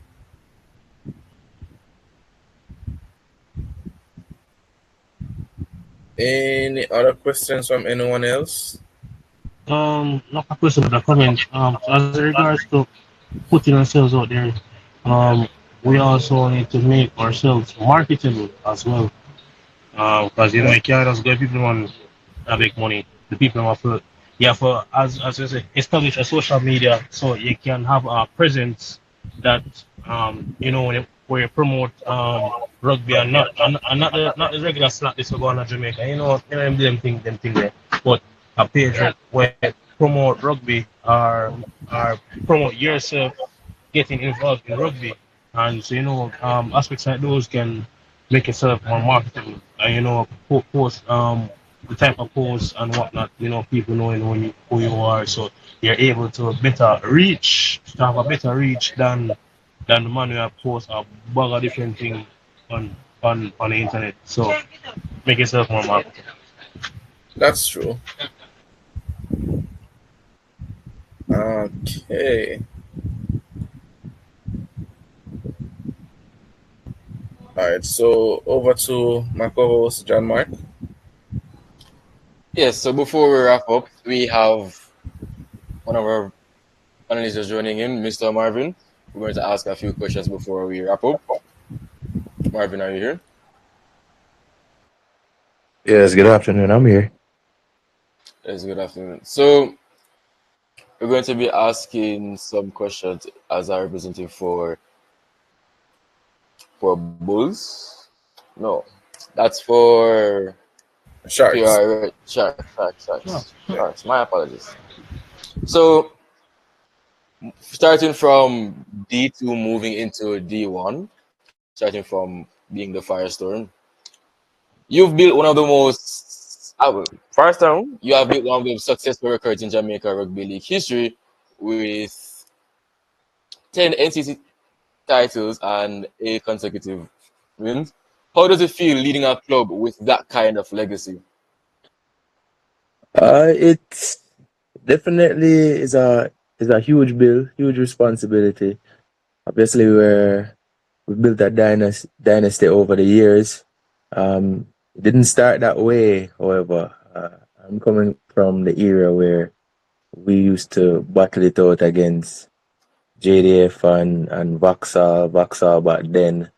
Um, they actually built a dynasty where, they were untouchable. But I'm coming from that era where we used to make the finals all the time, but then we always seem to be coming up short with the goods at the end. Since then, we've stuck through it. People know, players know, come and see Sharks winning, but it didn't start like that. We started out losing, like any other club, and in the world of sport, um, there's this thing where you know there's a cycle. I mean, the clubs that's always winning at one point, they will lose eventually. Um, but we came from that, and over the years we got better. We improved. We developed ourselves, individuals, um, solidify their places and positions, and learn the game along the way. And that's the dynasty that current players have come to see with the Red Sharks. It wasn't easy, but through commitment, of course, individuals stuck to the task, and they wanted to see the club grow, because the club is not just about playing, it's about a family. We aid each other, we support each other, and that made the bond a bit more stronger than you see in probably other clubs. And I urge other clubs to also make make more of it than just playing and just showing up on a Saturday and playing and training. Make a bit more of it. Make it family oriented. Because rugby league, as you know, it's built on the basis of community, and that's how that's the aim. That's why we have communities as the clubs. We have the Duane Parks Sharks, we have the Ligani Dragons. Those are communities, and in every sense of the word, you should make it more than just playing, and that's what the Duane Park Sharks have been able to obtain over the years. That's why we've developed a culture of that, and we continue to just hold ourselves at high standards and hold each other accountable for having these standards. And anybody who has ever played with the Duane Park Sharks, the culture that they come into to see, it's a bit different from any other club. Mind you, I've never actually played for any other club, but just looking on, we're a bit different from how other clubs function. All right, so that's what you've seen. I mean, I've played D2 before, um, but not much, especially not recently. But these guys that we filter in from D2, they've come to realize the culture and obviously appreciate the culture, and we'll keep on building. Top loss for the club this year, but that's the world of sport. That's the world of sport. You never have one club win every single time, no matter how powerful they are. Um, Even in football, you see whoever are football fans. You had the Barcelona and the Real Madrid. Eventually, one day, they would have turned over the reins to other clubs. And that's why we play the sport. That's why sport is so interesting, because of this fact. We can only try to maintain standards, try to build, and you know, just basically get the new players to get on board. And once they're on board, we'll continue our dynasty. All right, understood. That is about your legacy. So, question: was there a particular season where you felt that Sharks nearly slipped from their dominance, and what did you learn from that? Yes, absolutely. This season actually was a was one of our roller coaster season. This season was that season for me since we've risen to dominance. Um, this season was very interesting. We had a lot of players, core players that have various obligations, and we never really came together throughout the season. We were pitchy patchy throughout the season, and I could feel the dominance slipping and as a result. We never won any of the titles that we normally win. We didn't win the leader table. We didn't win the finals. So what contributed to that is just we weren't as cohesive as we usually are. I don't think the players actually locked in throughout the season. Probably the tail end of it. Um, but this is how it is. We're amateurs at the end of the day, and we do have to understand and realize that players have their individual lives, and we a lot of the players are getting up in age, and we've taken on various obligations, and we have to adhere to them. We have to actually tend to them, and these are some of the reasons that players might not be able to lock in to a season that we usually do. But still, show heart in the end. But this was that season for us, I think, and that was the main reason why. Okay, love to hear that. So, moving on to our rivalries. So it is said that you've met JDF in at least four NCC finals, each side taking two. Would you say that the 2024 victory, whereas at 17-16, was the revenge match between you and JDF?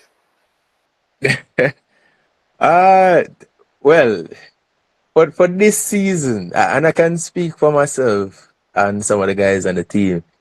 For this season, JDF, well, throughout all season, we've had a huge rivalry with JDF. In the early days, Vauxhall, but and then in the latter, Bulls. But JDF has been a formidable opponent throughout. They've always been resilient, and since recently they've developed their team, and they they are rising. They are on the ascendancy. Within the season, though, that last game that we played, the semifinals, it definitely was personal for us. The game before that was personal because they when you win, when you win, you become a target for everybody else behind you, and you have to understand that, and you have to take responsibility of that. And they did that. They beat us, but the fashion in how they beat us was not pleasing to me or some of the players. So we did take it a bit personal, and it was indeed a revenge match for us. So we had to make sure that we dealt with it. Okay, all right, understood. So, seeing how you highlighted the Bulls, Yeah. it is so that you faced JDF and Washington Bulls several times for the NCC finals and semifinals. Which rival feels the most intense on the field and why? To be honest, the Bulls at full strength with everybody that they had. I think last season or the season before, those rivalries were, I think, the most competitive. Um, yes, JDF is hard hitting there up the middle there. They're very front on, tough players. However, Bulls came with flair, and they came a dynamic structure in how they played. So I think that challenged the Sharks more, and I think that was a bit more of a challenge for us to handle. And I think they were tougher to play, definitely for me. All right, that is very interesting to hear, to say the least. I was more thinking the JDF that would be a tough rival for you guys. Yeah, JDF is because of their style of play. It's easier to defend tough guys, tough guys, and fit, well-rounded, athletes. They're very athletic, but they a lot of them are new to the game, and that showed in the latter part. So it's very easier to defend them. Bulls had a lot of experienced campaigners that made their style of play more free flowing, and that's a bit harder to defend when you have teams moving the ball. That's always going to be harder to defend than a team that is taking the ball straight up, and you probably can predict what they're going to do.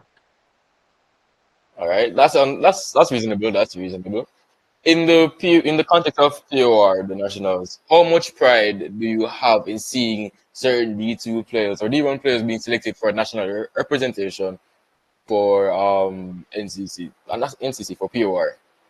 Pure. All right. So I always I'm happy to see, and I'm proud to see players moving up the ranks. This shows and speaks to the development of the sport that we're going in the right direction when we have young players coming through. Not just the same old, well, not old in terms of age, but the same players just being selected. That shows stagnant, and for any sports that's very dangerous. We need fresh blood. We need people interested, new enthused athletes, and I'm very proud of these young players coming through, especially from Thundercats. They have a lot of young players, very exciting players to watch, and if they stick to it, and express their interest, continue to express their interest in the sport, I think we're in good hands because they're very good players. So I'm very proud to see this, and anybody who is at a certain level is going to be very, very happy to see this because it shows continuity in the sport, and that's very important for the sport to continue and actually be a force to be reckoned with in the future. All right. So, seeing how players from Doheny Park often feature from Kingston and St. Andrew Reds in the Parish of Residence series, how does representing your parish compare to representing your club? And Def- do ever sorry, and do no. rivalries from the entity carry over into the POR season? Definitely. It's So let me answer you know, POR is no joke. I mean, it feels like anybody who has ever played POR, the level is above that of the NCC. It's meant to be faster. It's meant to be the best of the best. Throughout the NCC season, pitted against each other, whether you are, you know, representing the same club at the NCC level, you could be rivaling them at the PRI level. So it's a more high pace, high profile game. Definitely, it's tougher. I don't think most times, it's nothing compared to the NCC level because these guys are meant to be on the same level. They're meant to be fitter. They're meant to be skilled. Um, Obviously, we haven't gotten that consistently, but when we do, it's a very very high paced game, and of course the rivalry is unmatched. No matter if your teammates on the same NCC side. When it comes to POR, it's Reds against Blues, and that's all that matters. And that makes the rivalry even more intense than probably all international. I've played a tough Reds versus Blues that feels tougher than some internationals that I've played. I represented the country, and that's playing against other internationals. And the rivalry in Reds and Blues is deep seated, and I don't know, it's like the guys just don't like each other, and that shows. But at the end of the game, we're back to it. We're streamlining into the national system, and we then have to refocus our energy. Wow. Sometimes I feel like you guys don't like each other on the field. That's how it feels like. Obviously that's a matter of speech, isn't it? But it's very. I'm showing the level of rivalry that the Reds have versus Blues, and the guys go out there in the PORs and give it their all, and I'm very pleased, and I'm privileged to have been, a competitor in this kind of series, which is the highest level series within the country in rugby league. So I'm very impressed and very privileged to have taken part in any one of these series. I would love to hear that. We'd love to hear that. So now we're going to go into a little bit of our match history and revenge stories. So out of all your finals, which one felt the sweetest win and which one hurt the most to lose? Mm, wow. This one against Thundercats really hurt for me. Being that, taking nothing away from Thundercats. They have pulled together a good team this season. They've worked together. I've seen their synergy. They did deserve the win, to be honest. Any team that beat the Duane Park Sharks deserve the win at the end of the day. You've done something that a lot have tried before, and a lot will try to do. And that's a big feat for any NCC club, especially one that is fairly new, I would say. I've seen them when they've entered the league, and I've seen them raise their level and actually beat a very powerful club. So taking nothing away from them, but it did hurt. I mean, I hate losing personally. Anybody knows me, I do not like losing. I think a lot of members from the club are feeling the same way, and in the fashion that we lost, that was very hurtful. It was just a 1 point in it, literally 1 point in the last minute or so, or last couple minutes. There was nothing we could do actually to claw back from that, so that was painful. So I've never lost a game like that before. Either it's it has gone, the game has gone. So it kind of during the game came to the realization that, hey, this game is lost. But down to the last second, down to the last minute, you probably would have thought that would have gone into overtime before that 1 pointer. So that was very, very tough, very, very tough. And obviously, if you're a championship club, you're envisioning your club winning and winning all the time. If you're not, then I don't think you're playing the sport how you're supposed to be playing it. But that was tough. The sweetest victory. Wow. It's been a lot of sweet victories for the club and me over the years. Um, at the club level, I would say our sweetest victory was against Vauxhall the first time we broke the deadlock. Vauxhall had a stronghold on the competition. And this is back in oh, I can't quite remember the year, but it's early, probably it's 2020. definitely 2012. There you go. Thanks. So when we won that, I think Omar was playing. I think Omar was playing at the time for Vauxhall, and we broke that. I think it was over Red Stripe. Yep. Yep, Red Stripe, and we won. Vauxhall was the club, and I'm telling you, I played Vauxhall so many times and could not beat them. And that victory was so sweet. I could have ended my career right there. That's how good it felt.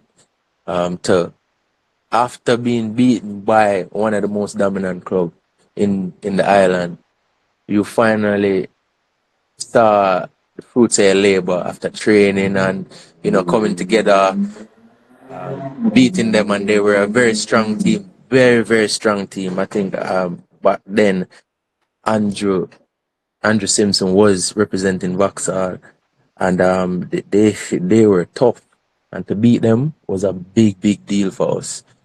Probably how Thundercats felt the other day beating Sharks. So that's the sweetest and that's the most bitter loss for me. All right. Well, we love that. We love that. Moving on to leadership and team culture. What's your pre-finals ritual or speech that fires up the team? Oh, well, my pre, when it comes to me, I'm not big on the speech in terms of sensationalization, like saying, "Oh, we can do this, we can," you know, you're capable of anything. I'm not big on that. I'm more to the game. Hey, this is what we need to do. Um, we do the 1%ers right. We work for whatever minutes, and the game will be ours. You know, um, we put into play whatever it is that we've practiced. Try your best, and as players, honestly, practicing something and going into the game, it doesn't always pan out that way, and you often revert to what it is that you find natural to you. Right? I understand this. I've seen it. I've played it, and I know that this is what it is. So I urge players to at least try to stick to a structure, the structure that we've practiced. And if all else fail, do the 1%ers right. To fire them up, I mean, other teams like JDF, they fired us up. You understand? I didn't need to do anything in that regards. It is great when a team and us have good rivalry. So that's where I already fired up. Um, when they're doing cheeky things, when they're talking, those things fire us up. But we have a prayer in at the NCC level. After that prayer, and it's often carried out by Jason Gooden. After that prayer, I don't know what else you need after that, because that literally tells us what we need to do. And giving thanks in the midst, but we have a term, kill people. Obviously, it's not the literal sense of the word, but it's basically to dominate in every sense, dominate in every section of the park. And those who've heard that prayer before will understand what we're talking about. And you probably probably heard, the kill people at the, one of our huddles before the match, and that really fires the guys up. All right. So now we're going to go into a quick fire round. We'll answer some questions and you answer as quickly as possible. Ready? Yeah. Who is your most physical opponent or team? Uh, wow. I'd say Bulls, physical. Yeah, physically Bulls. Bulls. Okay. Mm-hmm. Who's the loudest talker on the pitch? Nashi. Okay. Best Red Sharks memory in one sentence. Yeah, fine. NCC Finals 2012. All right. If Sharks weren't in the finals, who would you want to see the lift the trophy?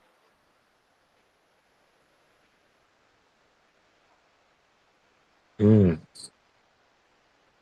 Well, as deserving Thundercats. All right. Final question.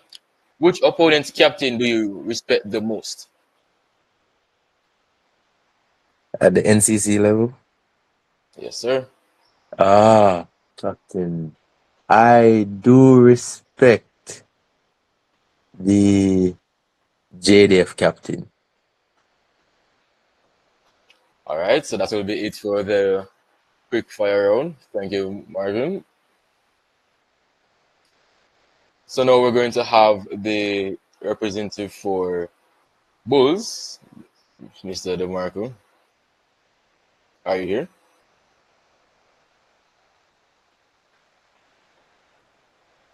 Yes, I am here. Good afternoon. All right. Good afternoon, Mr. DeMarco. How are you feeling? Well, I'm nervous to say the least, but I'm here. All right.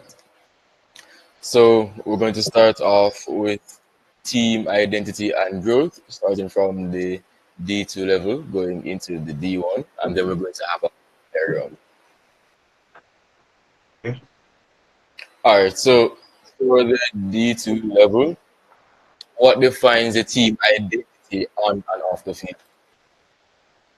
Well, how I'd say in my experience with Bulls so far, it's been honestly how well we can come together in our like our lowest moments.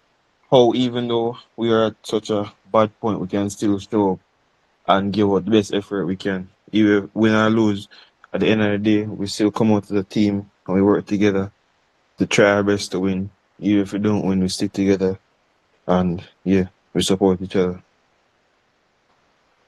Okay. All right. What's a unique thing about the way your team trains and plays compared to the other D2 squads? Well, compared to them, it's unique in the way of, well, since we have a much younger team compared to the other like senior members of the league, our senior players have either since moved on or didn't play in the D2 season. So we had a much younger team. So uniquely we played in a more unorthodox way. We didn't stick to much structure and just whatever came to us, we worked with it. Interesting. Interesting. Moving on to rivals and competitive matches.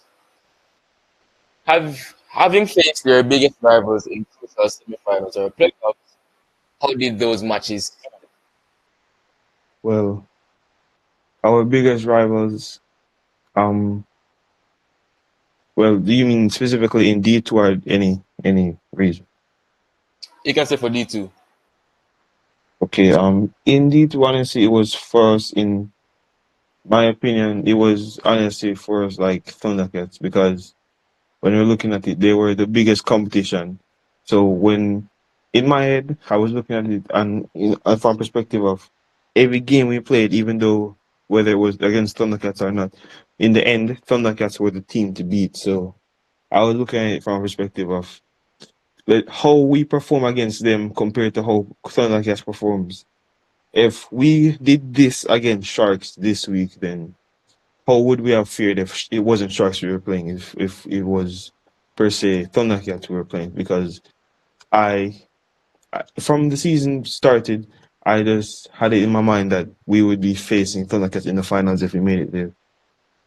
But against them, we we didn't win. But we still came on, we still played, and we gave our hearts to the game, put our bodies and our minds on the line, and we played good rugby. Even though we didn't win, we came together as a team. At the end of the day, we talked about our mistakes, our shortcomings, and what we could have done better to benefit the team in the future. But honestly, I think we did well. For what we were working with, we did well, and it's only up from here. Love to hear that. Love to hear that. So moving on to the leadership and the team culture. Who in the D2 squad sets the tone for work ethic and commitment? I'd say Chevon Smith. He was a senior member that stepped up to play in the D2 season, and he really showed like every match he wanted to set the tone for us younger guys because we definitely were feeling a bit shaken up, since we're coming into the league and we're seeing all these teams that presumably are better than us and are more experienced than us. Some of us, including myself, were a bit nervous going into the game, which is normal. You're supposed to be nervous when you're playing, but it was like you have this bit of shakiness where this over this factor of overthinking comes into your mind, and you start to wonder, well, maybe they're faster than us, maybe they're stronger than us, or our middle defense wouldn't hold up, maybe our edge defense won't hold up, maybe. Like it starts to plant these seeds of doubt in your mind. But Trevon always tried to be there. He always tried to be the leader that was always there, and he always tried to set the tone of the match to show us that even though they might be bigger than us, might be faster than us, might be more experienced than us, we are still here. We're still standing together as one, as a team, as Washington Boulevard Bulls, and yeah, we can still win this, even though they might have some facets that you could say they're better than us. But at the end of the day, we're not gonna give up. So he always tried to set the tone for the entire team and show us that we're more than that we think we are. All right, we love that. Another question. How does a team build cohesion or despite being a development squad?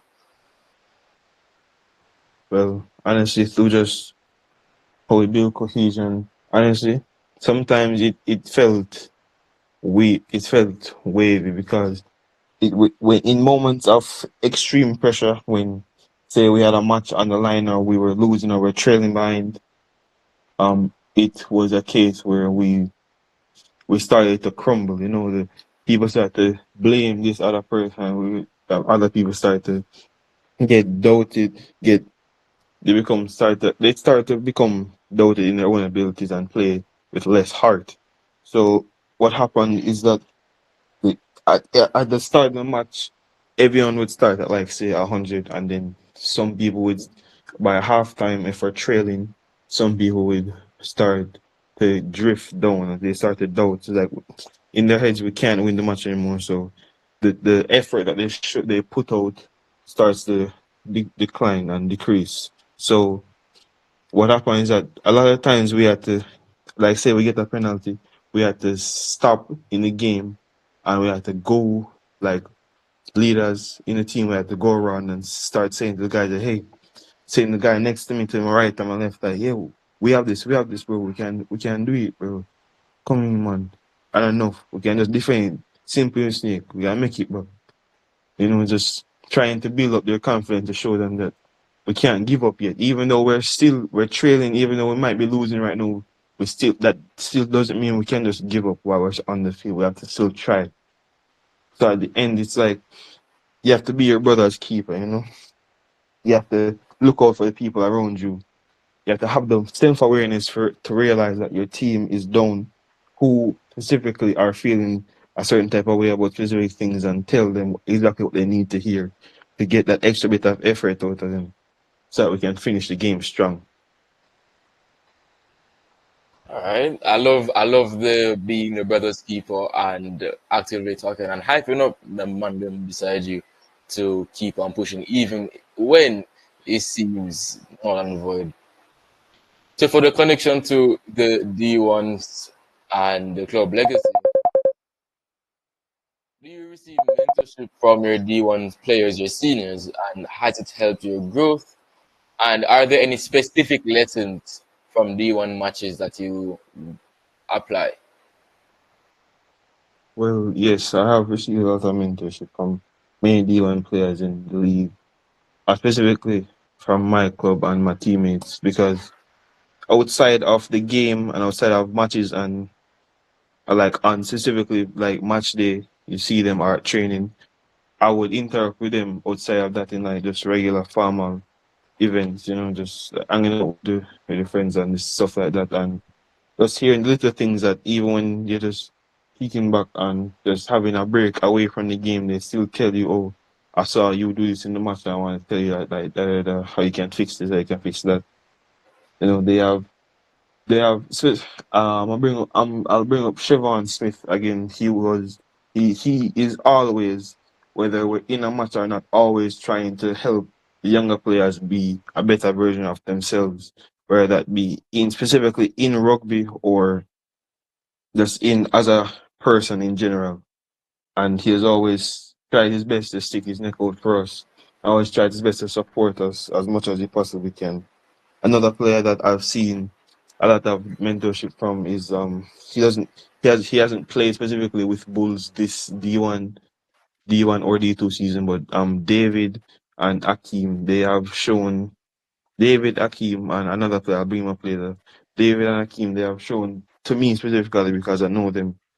Well, I can say I know them personally. They have shown like a lot of kind and careness towards me because I have shown like because they've seen my drive and effort. Like they've seen how much I love the sport and how much, even though you can look at a lot of other players and recognize that they might be feeling down about the team and we might not be in the best position right as of now, but we are still strong. But even though that's the case, some players, some younger players might look at it and see, oh, Bulls is dying.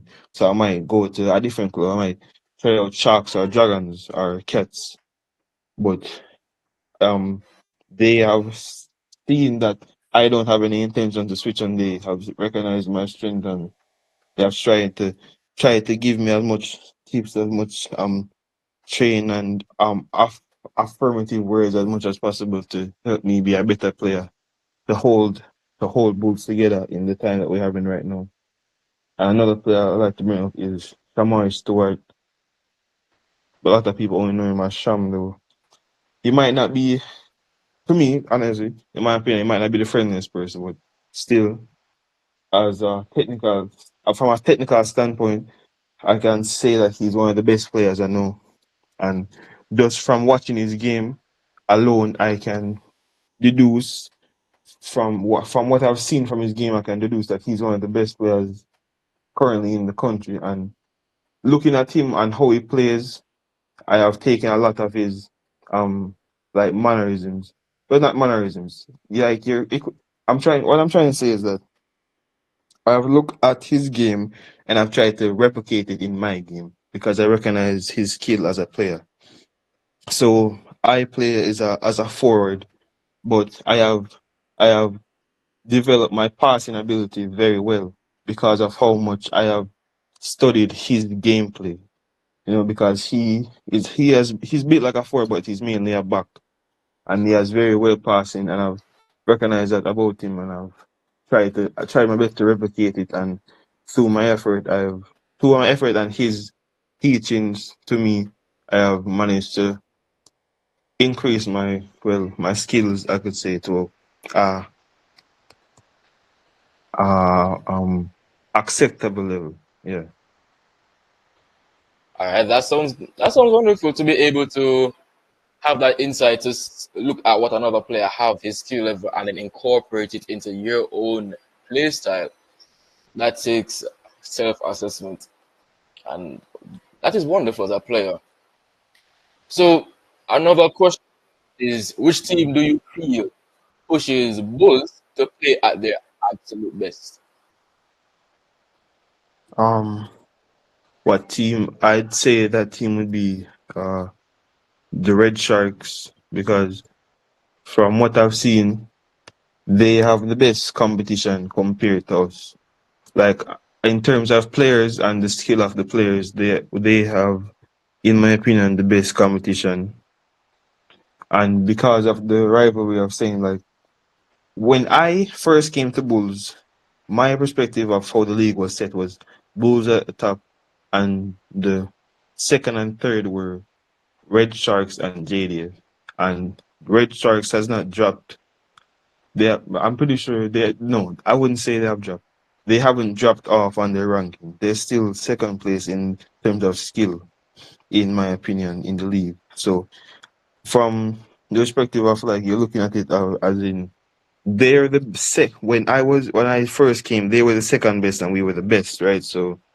When so it was the difference in skill of like knowing that these guys are just as good as us. It's just that few things make them second to us. And they're second only to us. Nobody else in the league can really compare to their skill level. So looking at it like they were our rivals back then, but now I'd say it's Thundercats because of their, reigning championship over the D1. But as I said, Red Sharks' um ability to the Red Sharks' ability to have extremely skilled players and then keep up their skill, like be consistently good, has pushed us Bulls players to be better because we want to. Back then, when we were the defending champions, we wanted to be able to say that we were the best, and because we know that there was competition, because we know that the person in second place right behind us could easily take the championship from us if we made a few mistakes in our finals match, then we had to uphold our skill, we had to uphold our skill and make sure that we were still the competent players that we knew ourselves to be, so that we wouldn't be easily walked over by them.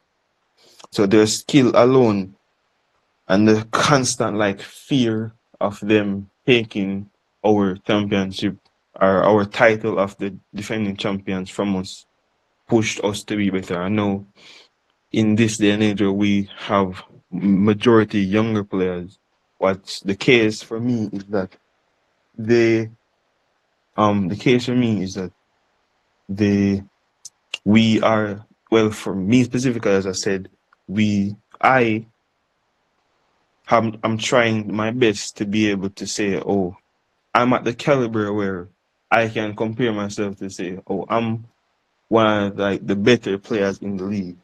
So if I can help my other teammates to be at my level, where if I can help my teammates to be at my level, then we can be competition again to try to beat Sharks. And if we can beat Sharks, then in my opinion, we can beat anybody. So in that facet, then yes, I think Red Sharks was our driving force to be better.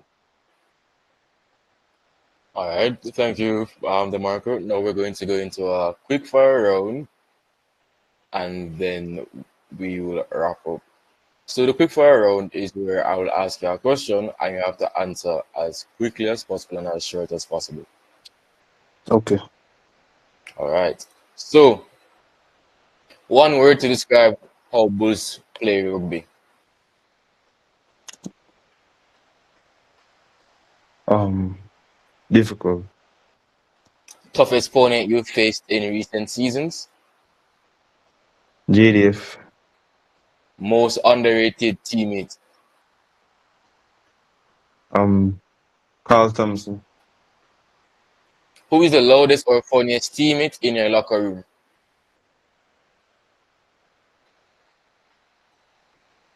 Shamar Walker. And if you have won the championship, what's the first thing you do? Try to be better. All right. Thank you, Mr. DeMarco. Before you leave, can you give a quick introduction of who you are, the team that you represent, and which position that you play? Okay. Good afternoon. My name is DeMarco McKenzie. I am a Calabar High School student. I am 17 years old. I represent the Washington Boulevard Bulls, and I am a second row prop. All right, thank you very much, Mr. DeMarco McKenzie. Okay, With you're welcome. this, so with this, we come to a wrap for our panel discussion. I would like to thank everyone for staying for the entire duration and for actively participating. We appreciate you all, and I bid you guys a farewell as we end this.